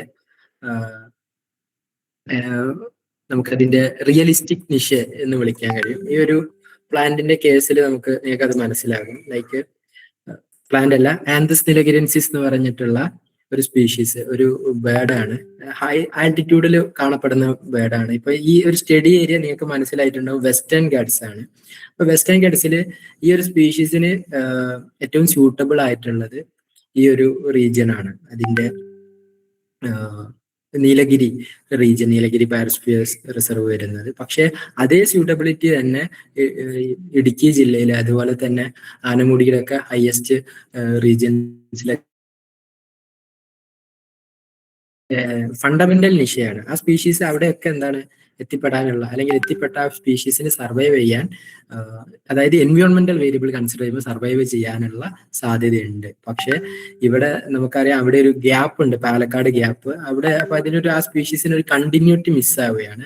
അപ്പൊ ആ സ്പീഷീസിന് എന്താകുന്നില്ല, അതിന്റെ സ്യൂട്ടബിൾ ആയിട്ടുള്ള ഏരിയയിലേക്ക് ആക്സസിബിൾ ചെയ്യാൻ പറ്റുന്നില്ല. അപ്പൊ ആ റീജിയൻ അതിന്റെ റിയലിസ്റ്റിക് നിഷ എന്ന് പറയുന്നത് ആക്ച്വലി ഇപ്പൊ അതിന്റെ പ്രസന്റ് ആയിട്ടുള്ള ഈ നീലഗിരി ബയോസ്ഫിയർ അല്ലെങ്കിൽ വെസ്റ്റേൺ ഗട്ട്സിന്റെ പാലക്കാട് ഗ്യാപ്പിന്റെ മുകൾ ഭാഗത്തുള്ള ഹയർ ആൾട്ടിറ്റ്യൂഡ്സ് ആണ് എന്ന് പറയുന്നത്. ഓക്കെ, അപ്പോൾ അതും കൂടി ഒന്ന് കൺസിഡർ ചെയ്യാം. നമ്മൾ നിഷ് മോഡലിംഗ് ചെയ്യുമ്പോൾ നിഷ് മോഡലിംഗ് നമുക്ക് പോസിറ്റീവായിട്ട് എന്തുകൊണ്ട് ഏറ്റവും സൂട്ടബിൾ ഉള്ള ഏരിയയിൽ ഈ സ്പീഷീസ് കാണുന്നില്ല എന്ന് പലപ്പോഴും നമ്മൾ ചെയ്യുമ്പോൾ ചോദിക്കാറുണ്ട്. അപ്പോൾ അതിനുള്ള റീസൺ ഇതാണ്. അത് അതിന്റെ ഫണ്ടമെന്റൽ നിഷയം മാത്രമാണ് നമ്മൾ എക്കോളജിക്കൽ നിഷയിൽ ചെയ്യുന്നത്. അതിന്റെ റിയലിസ്റ്റിക് നിഷ എന്ന് പറയുന്നത് വേറൊരു കേസാണ്. ഓക്കെ, അപ്പൊ നമുക്ക് നിഷ് മോഡലിംഗ് എവിടെയൊക്കെ അപ്ലൈ ചെയ്യാന്ന് ചോദിച്ചാൽ വളരെ എൻഡമിക് ആയിട്ടുള്ള റെയർ ആയിട്ടുള്ള സ്പീഷീസ് അല്ലെങ്കിൽ റെസ്ട്രിക്റ്റഡ് ഡിസ്ട്രിബ്യൂഷൻ ഉള്ള സ്പീഷീസുകളെ, അതുപോലെ തന്നെ ത്രെട്ട് ഉള്ള സ്പീഷീസുകളെയൊക്കെ നമുക്ക് മോണിറ്റർ ചെയ്യാം. അതുകൂടാതെ കീസ്റ്റോൺ സ്പീഷീസുകളെ അല്ലെങ്കിൽ ഇതുവരെ ഇവാലുവേറ്റ് ചെയ്യാത്ത സ്പീഷീസിലുള്ള കേസിലൊക്കെ നമുക്ക് നിഷ് മോഡലിംഗ് അപ്ലൈ ചെയ്യാൻ പറ്റും. ഞാൻ ആദ്യം ഡിസ്കസ് ചെയ്ത് ഓർക്കുന്നുണ്ടാവും, നമ്മൾ IUCN ക്രൈറ്റീരിയ വെച്ചിട്ട് നമുക്ക് നിഷ് മോഡലിംഗ് ബേസ് ചെയ്തുകൊണ്ട് അതിനെ അസസ്മെന്റ് ചെയ്യാനും പറ്റും. ഓക്കെ, അപ്പോൾ ഞാൻ കുറച്ച് കേസ് സ്റ്റഡീസുകൾ പറഞ്ഞുതരാം. ഒന്ന് ENMന്റെ യൂസസ് വരുന്നത് കേസ് സ്റ്റഡീസ് വെച്ച് ഡിസ്ക്രൈബ് ചെയ്യാം. ഒന്നാമത്തെ use, estimate the current or potential distribution of a species. അതിൻ്റെ ഒരു എക്സാമ്പിൾ ആണ് മധുക്ക ഇൻസിഗ്നിസ് എന്ന് പറഞ്ഞിട്ടുള്ള പ്ലാന്റ്. ഇത് വളരെ റീസെന്റ് 80s റിപ്പോർട്ട് ചെയ്താണ്. പിന്നെ അതിന് ശേഷം 2004 or 2006 അത് വീണ്ടും കണ്ടുപിടിക്കുന്നത്. അതായത് 80s ഒരുപാടുള്ള ഒരു ഫോറസ്ട്രി ആയിരുന്നു, റൈപ്പേറിയൻ ട്രീ ആണ്. അപ്പൊ എന്ത് സംഭവിച്ചു വെച്ചാൽ പിന്നെ ഇത് കാണാതായി. ഇത് വളരെ ഒരു കാവിൽ നിന്നാണ് പിന്നീട് അത് കണ്ടുപിടിക്കുന്നത്. അതിനുശേഷം ഫർദർ ഒരു ഫീൽഡ് സ്റ്റഡീസ് ഒക്കെ നടത്തിയപ്പോൾ കൂടുതൽ ലൊക്കേഷൻസുകൾ കിട്ടുകയുണ്ടായി. അപ്പൊ വീണ്ടും നിഷ് മോഡലിംഗ് ചെയ്തപ്പോൾ കൂടുതൽ സ്യൂട്ടബിലിറ്റി, അതായത് നിങ്ങൾക്ക് ഇമാജിൻ മനസ്സിലാകാം, കേരള കർണാടക ബോർഡറിലാണ് കൂടുതൽ അതിന്റെ സ്യൂട്ടബിലിറ്റി കിട്ടി. അപ്പൊ അവിടെ വീണ്ടും ഫർദർ മോഡൽ ഇവാലുവേഷൻ നമ്മൾ പറയും, അവിടെ വീണ്ടും ഫീൽഡ് വിസിറ്റുകൾ നടത്തിയപ്പോൾ 6ഓളം പുതിയ പോപ്പുലേഷൻസ് നമുക്ക് കണ്ടുപിടിക്കാൻ കഴിയും. അപ്പൊ ENM വെച്ചിട്ട് നമുക്ക് പുതിയ പോപ്പുലേഷനോ അല്ലെങ്കിൽ പുതിയ ഡിസ്ട്രിബ്യൂഷനോ കണ്ടുപിടിക്കാൻ പറ്റും. അടുത്തൊരു കേസാണ് ഹിനോകാർപ്പസ് പെൻഡാൻഡ്രസ്. അത് വെച്ചിട്ട് ഞാൻ പറയുന്നത് forecasting the future distribution range under changing climatic condition. നമ്മൾ പറഞ്ഞ ക്രൈറ്റീരിയ ഈ വരുന്ന കേസാണ് കേട്ടോ. IUCN ക്രൈറ്റീരിയ ഈ വരുന്ന ഒരു സ്പീഷീസിന്റെ ഇപ്പോഴത്തെ പ്രസന്റ് ക്ലൈമാറ്റ് വെച്ചിട്ടാണ് നമ്മൾ നിഷ് മോഡലിംഗ് ചെയ്യുന്നത് അല്ലെങ്കിൽ ഡിസ്ട്രിബ്യൂഷൻ മോഡലിംഗ് ചെയ്യുന്നത്. അതിന് നമുക്ക് future climatic prediction, future climatic variables നമുക്ക് പലപ്പോഴും അവൈലബിൾ ആണ്. ആ വേരിയബിളിലേക്ക് നമുക്ക് എന്താക്കാൻ പറ്റും, ഇതിനെ പ്രൊജക്റ്റ് ചെയ്യാൻ പറ്റും. അപ്പോൾ അങ്ങനെ പ്രൊജക്റ്റ് ചെയ്തിട്ടുള്ള ഒരു സ്റ്റഡിയാണ്. അപ്പോൾ നമുക്ക് ഫ്യൂച്ചർ ക്ലൈമാറ്റ് എന്ന് പറയുമ്പോൾ എനിക്കറിയാം, നമുക്ക് ഒരിക്കലും ഒരൊറ്റ കേസ് സെനാരിയോ ആയിരിക്കില്ല, ഡിഫറെന്റ് കേസ് സെനാരിയോ ആയിരിക്കും. ആ കേസ് സെനാരിയോസിനെയാണ് നമ്മൾ shared socio economic pathway SSP 126, SSP 245, 370, 585 എന്നിങ്ങനെ പറയുന്നത്. ഇതിന്റെ അർത്ഥം എന്താന്ന് വെച്ച് കഴിഞ്ഞാൽ SSP 126 നമ്മുടെ ലോകം കുറച്ച് നല്ലൊരു കണ്ടീഷനിൽ പോവാണ്. നമ്മൾ ഗ്രീൻ ഹൗസ് ഗ്യാസ് ഒക്കെ എമിഷൻ ഒക്കെ കുറച്ചു, നമ്മുടെ പ്രോവർട്ടി ഒക്കെ കുറഞ്ഞു, അതായത് നമ്മളൊരു സസ്റ്റൈനബിൾ ലെവലിലേക്ക് പോയി. അതായത് നല്ല സെനാരിയോ ആണ്. അപ്പോൾ നമ്മുടെ ഗ്രീൻ ഹൗസ് ഗ്യാസ് എമിഷൻ കുറയും, ടെമ്പറേച്ചറിൽ ഫ്ലക്ച്വേഷൻ വരും. ഓക്കെ, അങ്ങനെ വരുന്ന സമയത്ത് അതായത് ഒരു ഗുഡ് കേസാണ് SSP 126 എന്ന് പറയുന്നത്. അപ്പൊ അങ്ങനെ വരുമ്പോൾ 2050s ഈ സ്പീഷീസിന്റെ റേഞ്ച് ഇങ്ങനെയായിരിക്കും, 2070s റേഞ്ച് വേറൊരു രീതിയിലായിരിക്കും. അങ്ങനെ ഇനി SSP 585 വേഴ്സ്റ്റ് സെനാരിയോ ആണ്. ഓക്കെ, ഗ്രീൻ ഹൗസ് ഗ്യാസിന്റെ എമിഷൻ കൂടി, നമ്മൾ വീണ്ടും സസ്റ്റൈനബിൾ എനർജിയിലേക്കൊന്നും പോയില്ല. അങ്ങനെ വരുമ്പോൾ ഇതിന്റെ ഡിസ്ട്രിബ്യൂഷൻ അത് കാര്യമായിട്ട് ബാധിക്കും എന്നുള്ളത് നമുക്ക് അറിയാൻ പറ്റും. അപ്പൊ ഇതാണ് ഈ ഡിഫറെന്റ് സെനാരിയോസിൽ നമുക്ക് ചെയ്യാൻ പറ്റും. ഇതിനു മുമ്പ് RCP എന്ന് പറഞ്ഞിട്ടുള്ള സെനാരിയോ ആയിരുന്നു, അവിടെ ഗ്രീൻ ഹൗസ് ഗ്യാസിന്റെ എമിഷൻ മാത്രമായിരുന്നു നോക്കിയിരുന്നത്. അതിനുശേഷം ഇപ്പോൾ വളരെ ലേറ്റസ്റ്റ് ആയിട്ടുള്ള ക്രൈറ്റീരിയ ആണ് ഷെയർഡ് സോഷ്യോ എക്കണോമിക് പാത്വേ. അവിടെ ഗ്രീൻ ഹൗസ് ഗ്യാസിന്റെ എമിഷൻ മാത്രമല്ല, അതുകൂടാതെ നമ്മുടെ എക്കണോമിക്, അത് ഒരുപാട് ഫാക്ടേഴ്സുകൾ അവിടെ കൺസിഡർ ചെയ്യുന്നുണ്ട്. ഓക്കെ, അപ്പൊ അതിലേക്ക് നമുക്ക് ഫ്യൂച്ചർ ക്ലൈമാറ്റ് പ്രൊജക്ഷനും എക്കോളജിക്കൽ നിഷ് മോഡലിംഗ് യൂസ് ചെയ്യാൻ പറ്റും. പിന്നെ നമുക്കൊരു കേസാണ് ഐഡന്റിഫൈ സൂട്ടബിൾ ആയിട്ടുള്ള ഹാബിറ്റാറ്റ്സുകൾ ഐഡന്റിഫൈ ചെയ്ത് നമുക്ക് റീഇൻട്രൊഡ്യൂഷൻ ചെയ്യാൻ പറ്റും. അപ്പോൾ ഈ ക്രൈന മലബാരികത്തിന്റെ കേസ് ആക്ച്വലി നമ്മൾ നേരെ നീലഗിരി പിപ്പിത്തിന്റെ കേസ് പറഞ്ഞ പോലെ തന്നെയാണ്. അവിടെ ആക്ച്വലി ഇത് വളരെ കണ്ണൂർ കാസർഗോഡ് ജില്ലയിൽ വളരെ റെസ്ട്രിക്റ്റഡ് ആയിട്ടുള്ള റീജിയൻസിലാണ്. പക്ഷെ അതിന്റെ സ്യൂട്ടബിലിറ്റി ഈവൻ മഹാരാഷ്ട്രയില് അതുപോലെ തന്നെ കർണാടകയിലൊക്കെ ഒരുപാട് ലാറ്ററേറ്റ് സ്ട്രീംസുകൾ നമുക്ക് ഈ ഒരു മോഡലിംഗ് വെച്ച് ഐഡന്റിഫൈ ചെയ്യാൻ പറ്റിയിട്ടുണ്ട്. പക്ഷെ നമ്മൾ വിത്തിൻ അതിന്റെ എക്സ്റ്റെൻഡ് ഓഫ് ഒക്കറൻസിൽ തന്നെ ഉള്ള സ്ഥലങ്ങൾ കണ്ടുപിടിച്ച് അവിടെ റീഇൻട്രൊഡക്ഷൻ നടത്തുകയാണ് ചെയ്തത്. അപ്പോൾ ഇതിന്റെ കേസിൽ എന്ന് വെച്ചാൽ ഇത് നീലഗിരി പിപ്പിറ്റിനെ പറഞ്ഞ പോലെ ഇതിന് അങ്ങോട്ടേക്ക് എത്തിപ്പെടാനുള്ള മാർഗമില്ല, അതായത് സീഡ് ഡിസ്പേഴ്സലിനൊന്നും മെക്കാനിസം ഇല്ല എന്നുള്ളതാണ് അതിന്റെ ഒരു പോരായ്മ എന്ന് പറയുന്നത്. അപ്പൊ നമ്മൾ മാനുവലി ഇതിനത്ര റീജിയൻസിലേക്ക് എത്തിച്ചപ്പോൾ അവിടെ അത് നല്ല രീതിയിൽ സർവൈവ് ചെയ്യുന്നത്, അത് ഫ്ലവർ ചെയ്ത് ഫ്രൂട്ടൊക്കെ സെറ്റായ കേസാണ് നമുക്ക് കാണുന്നത്. ഓക്കെ, അപ്പോൾ സ്പീഷീസ് റീഇൻട്രൊഡക്ഷന് നമുക്ക് എക്കോളജിക്കൽ നിഷ് മോഡലിംഗ് യൂസ് ചെയ്യാൻ പറ്റും. ഓക്കെ, പിന്നെ അടുത്ത കേസാണ് ഇൻവേഴ്സീവ് സ്പീഷീസിന്റെ ഒക്കെ മാപ്പിംഗ്, അവയുടെ മോണിറ്ററിങ് എന്ന് പറയുന്നത്. ഇത് ക്രൊമനില ഓഡ്രൈറ്റയിൽ ഒരു മെഷീൻ ലേണിംഗ് വെച്ചിട്ട് അവയുടെ ഡിസ്ട്രിബ്യൂഷനിൽ വരുന്ന ചേഞ്ചുകൾ, അവ എത്രത്തോളം ഏരിയയിലേക്ക് അത് സ്പ്രെഡ് ആകും എന്നുള്ള ത്രെട്ടൊക്കെ അസസ് ചെയ്തിട്ടുള്ള ഒരു വർക്കാണ്. ഓക്കെ, പിന്നെ അതുകൂടാതെ ഈ നാർസിക്കസ് കവാനിലൻസിസ് എന്ന് പറഞ്ഞിട്ടുള്ള ഒരു പ്ലാന്റ്, അത് വളരെ റെയർ ആയിട്ടുള്ള പോർച്ചുഗലിലുള്ള ഒരു പ്ലാന്റ് ആണ്. അതായത് അവിടെ ഒരു പുതിയ ഈ ഒരു പ്ലാന്റിന്റെ ഏരിയയിൽ ഒരു ഇൻഡസ്ട്രിയൽ സെക്ടർ വന്നപ്പോൾ, അതായത് അവിടെ ഇൻഡസ്ട്രീസിൽ മാറ്റാൻ പറ്റില്ല, പക്ഷെ ഇൻഡസ്ട്രി സെക്ടർ വരൽ നിർബന്ധമാണ്. പക്ഷെ അവിടെ വന്നു കഴിഞ്ഞാൽ ഈ ഒരു സ്പീഷീസ് നശിച്ചു പോകും എന്നുള്ളൊരു കേസനാരിയ വന്നപ്പോൾ അവിടുത്തെ എൻവയോൺമെന്റലിസ്റ്റുകളെ ഒരു നിഷ് മോഡലിംഗ് കണ്ടുപിടിക്കുകയും ഇതിനെ റീഇൻട്രൊഡ്യൂസ് ചെയ്തിട്ട് ആ ഒരു ഏരിയ, അതായത് ഇതിന്റെ നേറ്റീവ് ഹാബിറ്റാറ്റ്സ് ഇൻഡസ്ട്രിയൽ ഏരിയസിന് വിട്ടുകൊടുക്കുകയും ചെയ്തു. അപ്പോൾ ഇത് സർവൈവ് ചെയ്തു പുതിയ ഏരിയയിൽ എന്നുള്ളതാണ്. അതായത് ഒരു സസ്റ്റൈനബിൾ ഡെവലപ്മെന്റിന് നമുക്ക് യൂസ് ചെയ്യാൻ പറ്റും ഈ എക്കോളജിക്കൽ നിഷ് മോഡലിംഗ് എന്ന് പറഞ്ഞ ടെക്നിക്സ്. അടുത്ത അത് കൂടാതെ നമുക്ക് നമ്മൾ ഈ നിഷ് മോഡലിംഗിൽ ഒരുപാട് വേരിയബിൾസ് ആണ് യൂസ് ചെയ്യുന്നത്. നിങ്ങൾക്ക് അറിയാലോ, എൻവയോൺമെന്റൽ പാരാമീറ്റേഴ്സ്, അത് സ്റ്റാർട്ടിങ് ഫ്രം ടെമ്പറേച്ചർ, റെയിൻഫോൾ, അങ്ങനെ ഒരുപാട് പാരാമീറ്റേഴ്സ് ഡിപ്പെൻഡ് ചെയ്തിട്ടുണ്ട്. അപ്പൊ അതൊക്കെ നമ്മൾ ഇവിടെ യൂസ് ചെയ്യും. അപ്പൊ നമുക്ക് നോക്കാൻ പറ്റും ഏത് വേരിയബിൾ ആണ് ഈ ഒരു സ്പീഷീസിന്റെ ഇവിടുത്തെ ഡിസ്ട്രിബ്യൂഷൻ ഏറ്റവും സ്വാധീനിക്കുന്നത് എന്നുള്ള ഒരു കാര്യം കൂടി നമുക്ക് ഇവിടെ മനസ്സിലാക്കാൻ പറ്റും. ഓക്കെ, ഇത് കൂടാതെ ഒരുപാട് മോഡലിംഗ് അൽഗോരിതംസ് ഉണ്ട്. ഈ മോസ്റ്റ് ഓഫ് ദ വർക്ക് ഞാൻ ചെയ്തിട്ടുള്ളത് മാക്സിമം എൻട്രോപ്പി എന്ന് പറഞ്ഞിട്ടുള്ള ടെക്നിക്സ് വെച്ചിട്ടാണ്. അതിന് ഒരുപാട് അഡ്വാൻറ്റേജ് ഉണ്ട്. സ്റ്റാൻഡേർഡ് ഓൺ ആയിട്ടുള്ള സോഫ്റ്റ്വെയർ നമുക്ക് അവൈലബിൾ ആണ്. മിനിമം പോയിന്റ്സുകൾ മതി. അതുപോലെ ബാക്ക്ഗ്രൗണ്ട് ഡാറ്റ വേണ്ട. ബാക്ക്ഗ്രൗണ്ട് ഡാറ്റ എന്ന് പറയുമ്പോൾ ചില മോഡലിങ്ങിനൊക്കെ നമുക്ക് പ്രസൻസ് ലൊക്കേഷൻ മാത്രം പോരാ, ആബ്സെൻസ് ലൊക്കേഷനും വേണം. ചില മോഡലിങ്ങിന് നമുക്ക് ആ എൻ്റയർ എൻവയോൺമെന്റൽ ബാക്ക്ഗ്രൗണ്ടിന്റെ ഡാറ്റയൊക്കെ വേണ്ടി വരും. അപ്പോൾ അതൊന്നും വേണ്ടാത്തൊരു അപ്രോച്ചാണ് മാക്സെറ്റ് എന്ന് പറയുന്നത്. പ്രസൻസ് ഓൺലി മോഡൽ എന്ന് പറയും. അത് കൂടാതെ റിഗ്രഷൻ മോഡൽസുകൾ ഉണ്ട്. നമ്മൾ പണ്ട് മുതലേ എല്ലാ എക്കോളജിക്കൽ സ്റ്റഡീസിന് യൂസ് ചെയ്യുന്ന GLM, generalized linear model, generalized additive model, അതുപോലെ ആർട്ടിഫിഷ്യൽ ന്യൂറൽ നെറ്റ്വർക്ക്, അതിൽ വരുന്ന മെത്തേഡുകളാണ് റാൻഡം ഫോറസ്റ്റ്, അതല്ലെങ്കിൽ SVM എന്നൊക്കെ പറയുന്ന മെത്തേഡുകൾ. ഡിഫറെന്റ് മെത്തേഡ്സുകൾ, അപ്രോച്ചുകൾ നമുക്ക് അവൈലബിൾ ആണ്. അപ്പൊ അതിലേക്ക് ഡീറ്റെയിൽ ആയിട്ട് നമുക്ക് വേറൊരു സെഷൻ എടുക്കാൻ പറ്റുന്നതാണ്. ഓക്കെ, ഇത്രയാണ് നിഷ് മോഡലിങ്ങിനെ കുറിച്ച്. പിന്നെ GISന് നമുക്ക് പ്ലാന്റ്സിന്റെ കേസിൽ മാത്രമല്ല, വൈൽഡ് ലൈഫ് മാനേജ്മെന്റിനൊക്കെ നമുക്ക് യൂസ് ചെയ്യാൻ പറ്റും. ഇതൊരു കേസ് സ്റ്റഡിയാണ്. അതായത് റാബിസ് സ്പ്രെഡ് ചെയ്യുന്നത് GIS ടൂൾസ് വെച്ചിട്ട് കൺട്രോൾ ചെയ്ത്, അതായത് നമുക്ക് GIS ടൂൾസ് വെച്ചിട്ട് കൺട്രോൾഡ് വാക്സിനേഷന് പോസിബിൾ ആകുകയും, അതായത് റാബിസ് സ്പ്രെഡ് ചെയ്ത ഏരിയ ഒക്കെ ഡിമാർക്കേറ്റ് ചെയ്തിട്ട് അവിടെ ഉള്ള ഫോക്സിനെ ഐസൊലേറ്റ് ചെയ്യുകയും അല്ലാത്ത റീജിയൻസിൽ കണ്ടിന്യൂസ് വാക്സിനേഷൻ കൊടുക്കുകയൊക്കെ ചെയ്തിട്ട് നമുക്ക് സക്സസ്ഫുൾ ആയ കേസ് ഉണ്ട്. അതുപോലെ തന്നെ ഫോറസ്റ്റ് ഫയർ മോണിറ്ററിങ്ങിന് ഇത് GIS അല്ല, റിമോട്ട് സെൻസിങ്ങിന്റെ ഒരു ആപ്ലിക്കേഷൻ ആണ്. നമ്മൾ ഫോറസ്റ്റ് ഫയർ വരുമ്പോൾ ഏറ്റവും വലിയ പ്രശ്നം, ഫോറസ്റ്റ് ഫയർ ഇഗ്നീഷൻ തുടങ്ങിയ ഉടനെ തന്നെ ഡിറ്റക്ട് ചെയ്യാൻ കഴിയില്ല. കാരണം ഡീപ്പ് ഫോറസ്റ്റുകളിലൊക്കെ, എസ്പെഷ്യലി ഓസ്ട്രേലിയ, ബ്രസീൽ പോലെയുള്ള ഒരുപാട് വാസ്റ്റ് ഏരിയ ഫോറസ്റ്റ് ഉള്ള റീജിയൻസിലൊക്കെ ഈ ഒരു ടെക്നിക്ക് യൂസ്ഫുൾ ആണ്. അതായത് പലപ്പോഴും നമ്മൾ ഒരുപാട് ദിവസങ്ങൾ കഴിഞ്ഞിട്ടായിരിക്കും ഇത് അറിയാൻ പറ്റുന്നത്.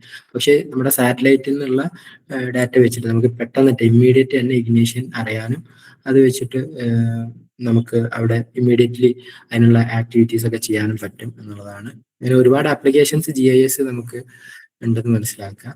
അതുപോലെ GISൽ നമ്മൾ കോമൺ ആയിട്ട് യൂസ് ചെയ്യുന്ന, നമ്മൾ ബേസിക് ആയിട്ടെങ്കിലും പഠിച്ചു വെക്കേണ്ട കുറച്ച് ടൂൾസ് ഉണ്ട്.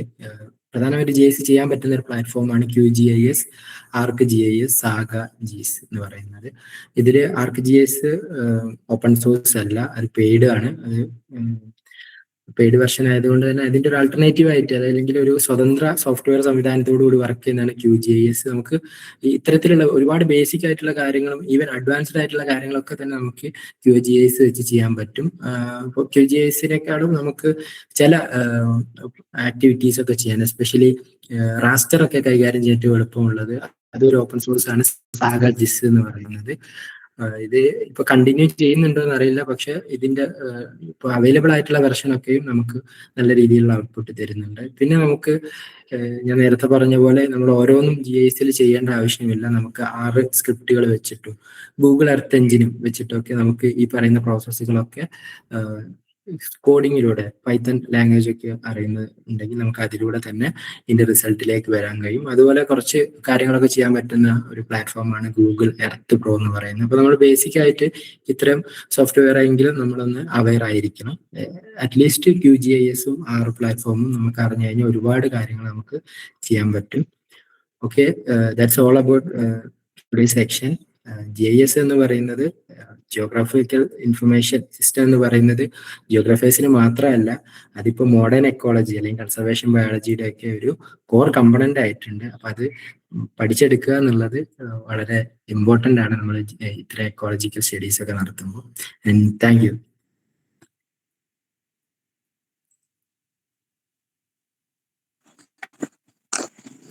ഓക്കെ, അടുത്തത് നമുക്കൊരു ചെറിയ Q&A സെഷൻ ആണ്. നിങ്ങൾക്ക് ഈ ഒരു സെഷനിൽ വന്നിട്ടുള്ള എന്തെങ്കിലും ഡൗട്ടോ കാര്യങ്ങളോ എന്തെങ്കിലും ഉണ്ടെങ്കിൽ നിങ്ങൾക്ക് ചോദിക്കാവുന്നതാണ്.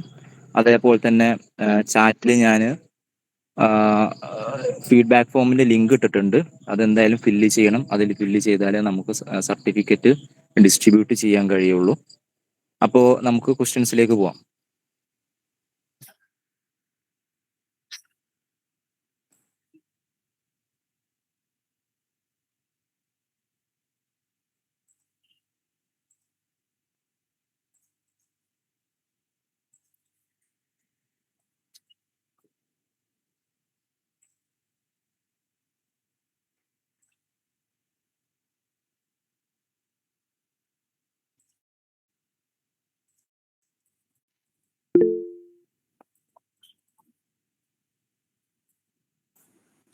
നിവേദിത ചോദിച്ചോളൂ. Hi Harshit, thank you for the presentation. Okay, thank you. So എൻ്റെ ഡൗട്ട് എന്താണെന്ന് വെച്ചാൽ നമ്മളിപ്പോൾ നാർസസ് സ്പീഷീസിൻ്റെ കാര്യം പറഞ്ഞല്ലോ, എക്കോളജിക്കൽ നിഷ് മോഡലിങ്ങിൻ്റെ കാര്യം. അതെ. അപ്പോൾ നമ്മൾ ഇപ്പം ആ ഒരു പെർട്ടിക്കുലർ സ്പീഷീസിനെ അതിൻ്റെ നേറ്റീവ് ആയിട്ടുള്ള ഒരു ലൊക്കേഷൻ എടുത്തിട്ട് മാറ്റി വെക്കുന്ന ഒരു കൈൻഡ് ഓഫ് അപ്രോച്ച് അല്ലേ പറഞ്ഞേ? അതെ. അപ്പൊ അത് നമ്മളെ സ്പീഷീസ് പ്രൊവൈഡ് ചെയ്യുന്ന എക്കോസിസ്റ്റം സർവീസസിനെ അത് ബാധിക്കുമോ?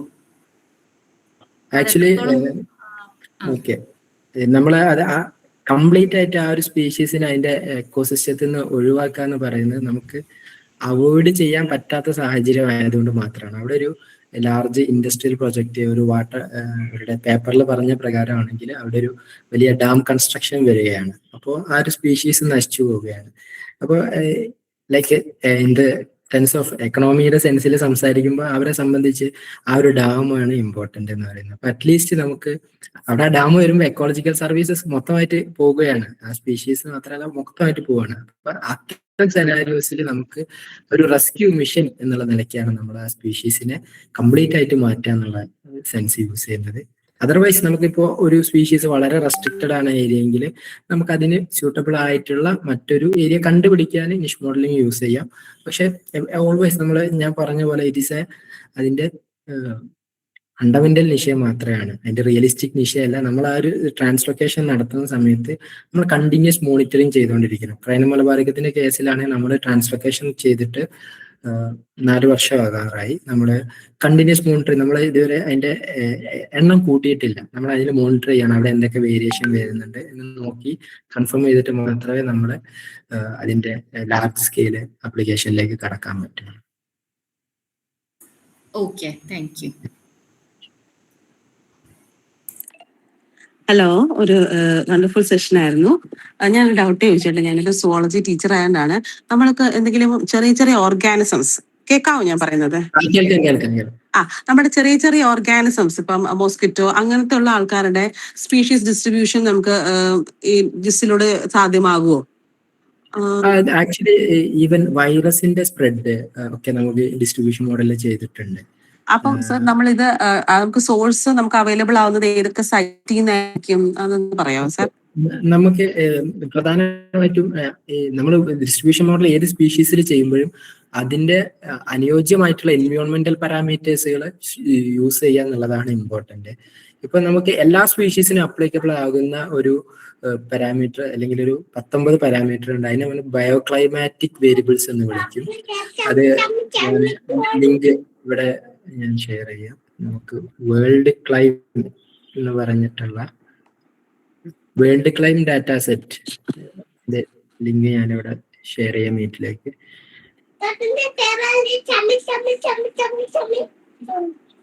വേൾഡ് ക്ലൈം ഡാറ്റ സെറ്റിൽ നമുക്ക് കിട്ടേണ്ടതാണ്.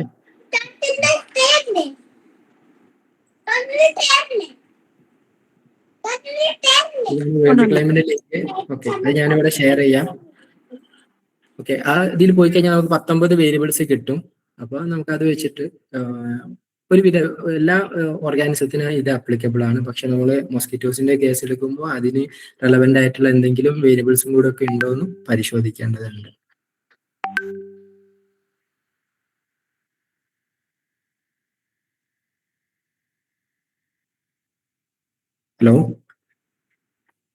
Hello thank you. Thank you.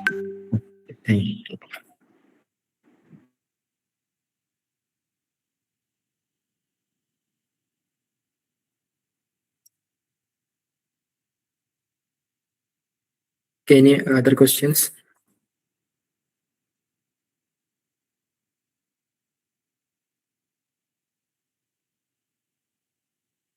Hello Okay. ചേട്ടാ, എനിക്കൊരു ഡൗട്ട് ഉണ്ടായിരുന്നു. പറഞ്ഞോളൂ. ബയോഡൈവേഴ്സിറ്റി മോണിറ്ററിംഗ് പോലെ പൊല്യൂഷൻ മോണിറ്ററിംഗ് നമുക്ക് ഏതെങ്കിലും റിമോട്ട് സെൻസ് ഡേറ്റാസ് അല്ലെങ്കിൽ സാറ്റലൈറ്റ് യൂസ് ചെയ്യാൻ പറ്റുമോ? എസ്പെഷ്യലി പ്ലാസ്റ്റിക്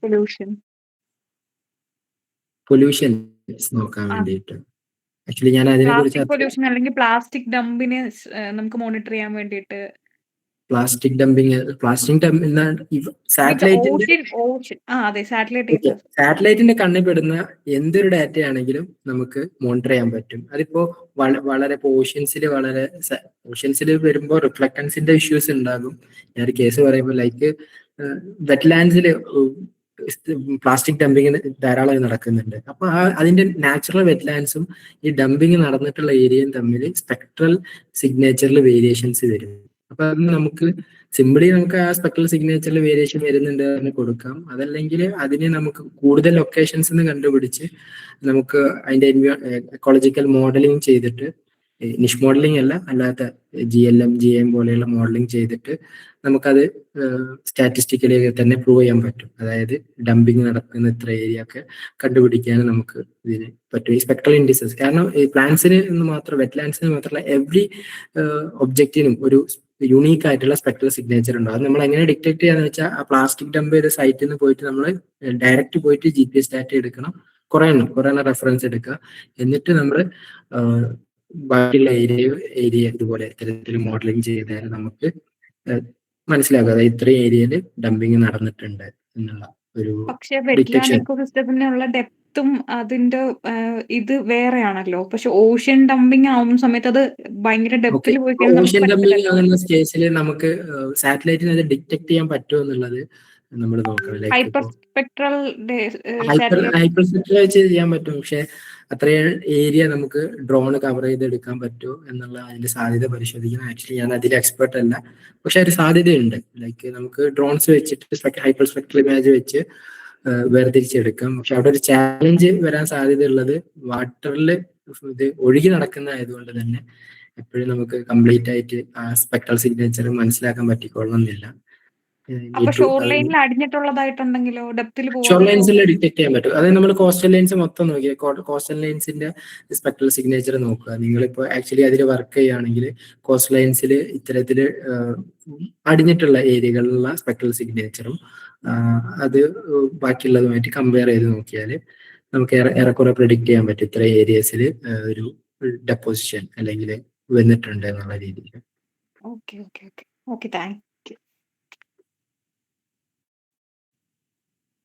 ഹർഷിത, ചാറ്റ് ബോക്സിൽ ക്വസ്റ്റ്യൻസ് ഉണ്ട്, അതൊന്ന്.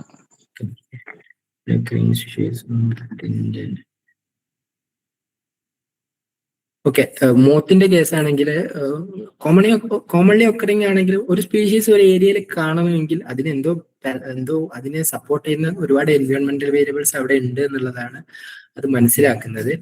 പക്ഷെ ഞാൻ പറയുന്നത് നമ്മള് എല്ലാ കോമൺ ആയിട്ടുള്ള സ്പീഷീസിൽ നിഷ് മോഡലിംഗ് ചെയ്യേണ്ട ആവശ്യമില്ല എന്നുള്ളതാണ്. ഇപ്പോൾ അതൊരു ഇൻവേസീവ് സ്പീഷീസ് ആണ്, അപ്പൊ അതിന്റെ സ്പ്രെഡ് ഡൈനാമിക്സ് എങ്ങനെയാണ് എന്നുള്ളത് നോക്കാൻ വേണ്ടി നിഷ് മോഡലിംഗ് ചെയ്യാം. അതല്ലെങ്കിൽ വളരെ റയർ ആയിട്ടുള്ള കേസിലാണെങ്കിൽ അത് വേറെ എവിടെയെങ്കിലും ഒക്കെ കാണാൻ പറ്റുമോ, അല്ലെങ്കിൽ വേറെ ഇതിനൊക്കെ സ്യൂട്ടബിൾ ആവുക, അങ്ങനെ കേസ് സെനാരിയോ അനുസരിച്ച് മാത്രം നമ്മൾ ചെയ്താൽ മതി. എല്ലാ സ്പീഷീസിനും നിഷ് മോഡലിംഗ് ചെയ്യണമെന്നുള്ളത് ആവശ്യമില്ല എന്നുള്ളതാണ്. ബട്ട് ചോദ്യം ചോദിച്ച പോലെ എല്ലാ സ്പീഷീസിനും ചെയ്യാൻ പറ്റും. എല്ലാ സ്പീഷീസും അത് അവിടെ ഒരു പർട്ടിക്കുലർ ഏരിയയിൽ വരണമെങ്കിൽ എന്തോ ഒരു എൻവയോൺമെന്റൽ പാരാമീറ്റർ അതിനവിടെ സപ്പോർട്ട് ചെയ്യുന്നത് കൊണ്ടാണ്. സർ, ഒരു ഡൗട്ട് ഇവിടെ. നമുക്ക് എന്ന് തൊട്ടുള്ള ഡേറ്റ നമുക്ക് ഈ സാറ്റലൈറ്റ് ഇമേജസ് കിട്ടും നമുക്ക് ഇന്ത്യയിൽ പ്രസന്റ് സിനാരിയോയില്? പ്രസന്റ് സിനാരിയോയില് വേൾഡ് മൊത്തമുള്ള സെന്റിനൽ ഡാറ്റയും ഒക്കെ നമുക്ക് 1986 മുതലാണെന്നാണ് എൻ്റെ ഓർമ്മ. പക്ഷെ അതിന് അക്യുറസി കുറവുണ്ട്. 86 മുതലൊക്കെ സാറ്റലൈറ്റ് ഡാറ്റ അവൈലബിൾ ആണ്, പക്ഷെ അതിന്റെ റെസൊല്യൂഷൻ വളരെ കുറവാണ്. നമ്മളിപ്പോ യൂസ് ചെയ്യുന്ന റെസൊല്യൂഷൻസിലേക്കൊക്കെ തന്നെ 2004 മുതലൊക്കെ ആണ് നമുക്ക് നല്ല രീതിയിൽ അനാലിസിസ് ചെയ്യാൻ പറ്റുന്ന ഡാറ്റ അവൈലബിൾ ആയിട്ടുള്ളത്. സ്പെക്ട്രൽ ഡാറ്റ കിട്ടണമെങ്കിൽ ഞാൻ നേരത്തെ പറഞ്ഞ കോപ്പർനിക്കസ് എന്ന് പറഞ്ഞ ഇതാണ് ഏറ്റവും നല്ലത്. അപ്പൊ അതിൽ നിങ്ങൾ ചെക്ക് ചെയ്ത് നോക്കിയാൽ എനിക്ക് മനസ്സിലാക്കാൻ പറ്റും. Thank you. അതുപോലെ ഏരിയ നോക്കണം, എല്ലാ ഏരിയയും ആ ഒരു ടൈം പീരീഡ് മുതലുണ്ടോ എന്നുള്ളതും കൂടെ ഒന്ന് ചെക്ക് ചെയ്യാം.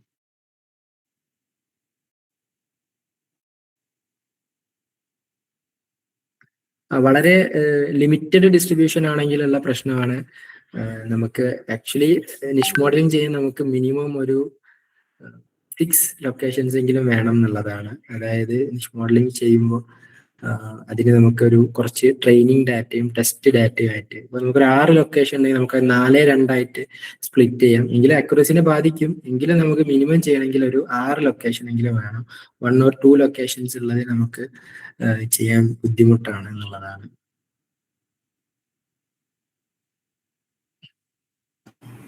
എക്സ്ക്യൂസ് മീ, അപ്പൊ ഈ 6 ലൊക്കേഷനിൽ ചിലപ്പോൾ 2 ഹെർബേറിയം ഡാറ്റ ഒക്കെ ആണെങ്കിൽ അത് ലൊക്കേഷൻസ് ഇല്ലാത്ത ഇതാണെങ്കിൽ നമുക്ക് എന്തെങ്കിലും ചെയ്യാൻ പറ്റും? ഫോർ ദ ടൈം ബീയിങ് നമുക്ക് ചെയ്യാം. പക്ഷെ നമ്മളെ ഇപ്പൊ പബ്ലിക്കേഷനിലേക്ക് പോകുമ്പോൾ ആ കാര്യം മെൻഷൻ ചെയ്യണം. അത് നമ്മൾ ചെയ്തത് ഓക്കെ. അപ്പൊ നിങ്ങളൊരു 6 ലൊക്കേഷൻ ഹെർബേറിയം ഡാറ്റ വെച്ചിട്ട് നിങ്ങൾ ഒരു നിഷ് മോഡലിംഗ് ചെയ്തിട്ട് അത് കിട്ടുന്ന സൂട്ടബിൾ ആയിട്ടുള്ള ഹാബിറ്റാറ്റ്സിൽ നിങ്ങൾ ഒരു സർവേ നടത്തി കൂടുതൽ ലൊക്കേഷൻ കണ്ടുപിടിച്ചാൽ അതിന് പബ്ലിക്കേഷൻ വാല്യൂസ് ഒക്കെ ഉണ്ട്. ഒരു പോസിബിലിറ്റി ഉണ്ട് നമുക്ക് ചെയ്യാൻ പറ്റും എന്നുള്ളത്. പക്ഷെ അതേസമയം തന്നെ ഇറ്റ്സ് എ ലിമിറ്റേഷൻ. ഈ ഞാൻ പറഞ്ഞ 6 ലൊക്കേഷൻസ് ഒക്കെ പറയുന്നത് നമുക്ക് മാക്സ് സെറ്റിൽ മാത്രമേ ചെയ്യാൻ പറ്റുള്ളൂ. ബാക്കി എല്ലാ മോഡലിലും മിനിമം നമുക്ക് 20 എബോ ലൊക്കേഷൻസ് വേണം. അതാണ് ബാക്കിയുള്ള അൽഗോരിതംസിന്റെ പ്രത്യേകത. അതുകൊണ്ടാണ് ഇപ്പോൾ എല്ലാവരും മാക്സ് നെറ്റ് ഒരുപാട് യൂസ് ചെയ്യുന്നത്. പക്ഷെ മാക്സ് നെറ്റിന് ഓവർ പ്രഡിക്ഷൻ എന്ന് പറയുന്ന ഒരു പ്രശ്നം കൂടെ ഉണ്ട്. ഇത്തരം ലൊക്കേഷൻസിന്റെ എണ്ണം കുറയുന്നതനുസരിച്ച് നമുക്ക് മിനിമം ലൊക്കേഷൻസ് ഉള്ളതിൽ ചെയ്തു നോക്കാം. ചെയ്തു നോക്കുമ്പോഴും ഇതേപോലെ റിസൾട്ട് കിട്ടും. നമ്മൾ ഫീൽഡ് വാലിഡേഷൻ നടത്തിയിട്ട് വേണം അത് കൺഫേം ചെയ്യാൻ. ഓക്കെ.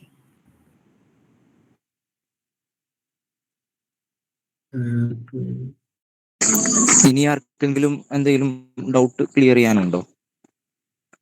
ആൽഗൽ ബ്ലൂംസ് നമുക്ക് വെറ്റ്ലാൻഡ് ഫ്രഷ് വാട്ടറിന്റെ കേസസിലാണെങ്കിൽ വെറ്റ്ലാൻഡ്സിന്റെ സ്പെക്ട്രൽ സിഗ്നേച്ചർ ആൽഗൽ ബ്ലൂം കാരണം മാറുന്നുണ്ട്. അവിടെ നമ്മൾ NDVI കൂടെ തന്നെ NDWI കൂടി പരിശോധിക്കുക. അപ്പൊ നമുക്ക് ആൽഗൽ ബ്ലൂം സംഭവിക്കുന്നത് അതിന്റെ വേരിയേഷൻസ് ഒക്കെ കൃത്യമായിട്ട് ഡിറ്റക്ട് ചെയ്യാൻ പറ്റും.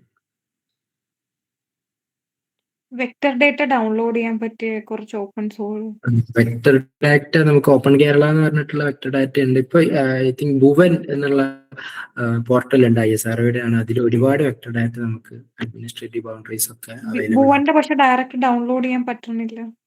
എനിക്കൊന്നും ഭുവൻ ഇപ്പോ ചെറിയൊരു ഗ്ലിച്ച് ഉണ്ട്. കുറച്ച് സമയമായിട്ട് കുറച്ച് കാലമായിട്ട് റെഡി ആകുന്നാണ് തോന്നുന്നത്. ഈ ദിവ GIS അല്ലാതെ വേറെ ഏതെങ്കിലും സോഴ്സ് നമുക്ക് യൂസ് ചെയ്യാൻ പറ്റുമോ? ദിവ GIS is a GIS ടൂളാണ്. അതിൽ ഏറ്റവും നല്ലത് നിങ്ങൾ QGIS യൂസ് ചെയ്യുക. ദിവ GIS നമുക്ക് റാസ്റ്ററിനെയൊക്കെ അനാലിസിസ് ചെയ്യാൻ മാത്രം, വളരെ റാസ്റ്ററിന്റെ വാല്യൂസ് ഒക്കെ എളുപ്പം എടുക്കാനാണ് ദിവ GIS യൂസ് ചെയ്യുന്നത്. QGIS യൂസ് ചെയ്യുക, അത് ഓപ്പൺ സോഴ്സ് ആണ്. ദിവ GISനെ കുറച്ചുകൂടി കോംപ്ലിക്കേറ്റഡ് ആയിട്ട് ഫീൽ ചെയ്യും. പക്ഷെ it is very similar to ArcGIS. ArcGIS ആണ് ഏറ്റവും സ്റ്റാൻഡേർഡ് ആയിട്ട് യൂസ് ചെയ്യുന്നത്. പക്ഷെ അതിന് ലൈസൻസിങ്ങിന് വളരെ ഫീസ് ഉണ്ട്. അപ്പൊ ദിവ GISനെക്കാട്ടും ഏറ്റവും നല്ലത് നിങ്ങൾ QGIS ചെയ്ത് പഠിക്കുക.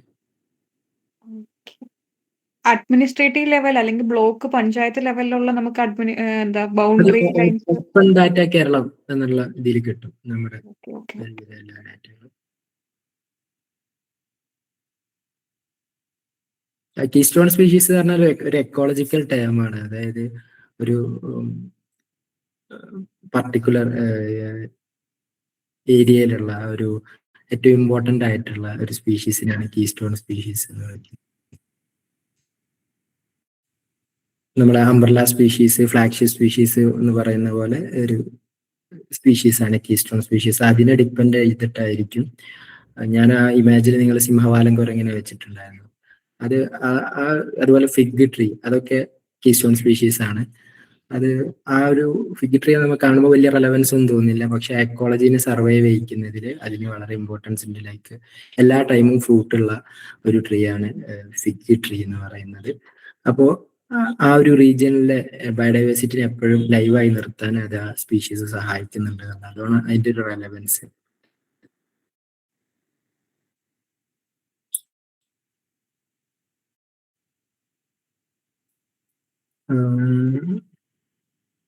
ഓക്കെ, നിങ്ങളതിൽ കേരളത്തിലെ എല്ലാ സ്ഥലത്തു നിന്നുമുള്ള സ്പീഷീസ് കളക്റ്റഡ് GPS ഡാറ്റ, അതായത് ലാറ്റിറ്റ്യൂഡും ലോഞ്ചിറ്റ്യൂഡും ഉണ്ടെങ്കിൽ നിങ്ങൾക്ക് വളരെ ഈസി ആയിട്ട് QGIS കേരളത്തിന്റെ ഷേപ്പ് ഫയൽ ഓൺ ചെയ്യുക. അതേപോലെ തന്നെ നിങ്ങളുടെ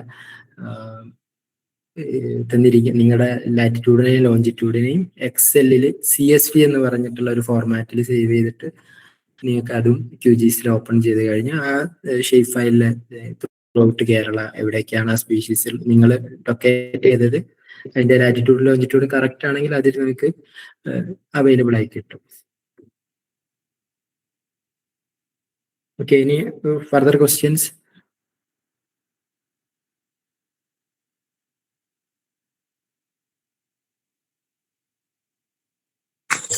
ഓക്കെ, ഇനി ക്വസ്റ്റ്യൻസ് ഇല്ലെങ്കിൽ നമുക്ക് വൈൻഡപ്പ് ചെയ്യാം.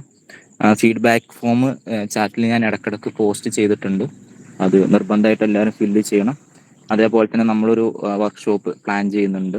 ഇപ്പോൾ പറഞ്ഞ ഫണ്ടമെന്റൽസ് ഓഫ് GISഉം അതേപോലെ തന്നെ നിഷ് മോഡലിംഗ്, എക്കോളജിക്കൽ നിഷ് മോഡലിംഗ് നമ്മൾ പ്ലാൻ ചെയ്യുന്നുണ്ട്.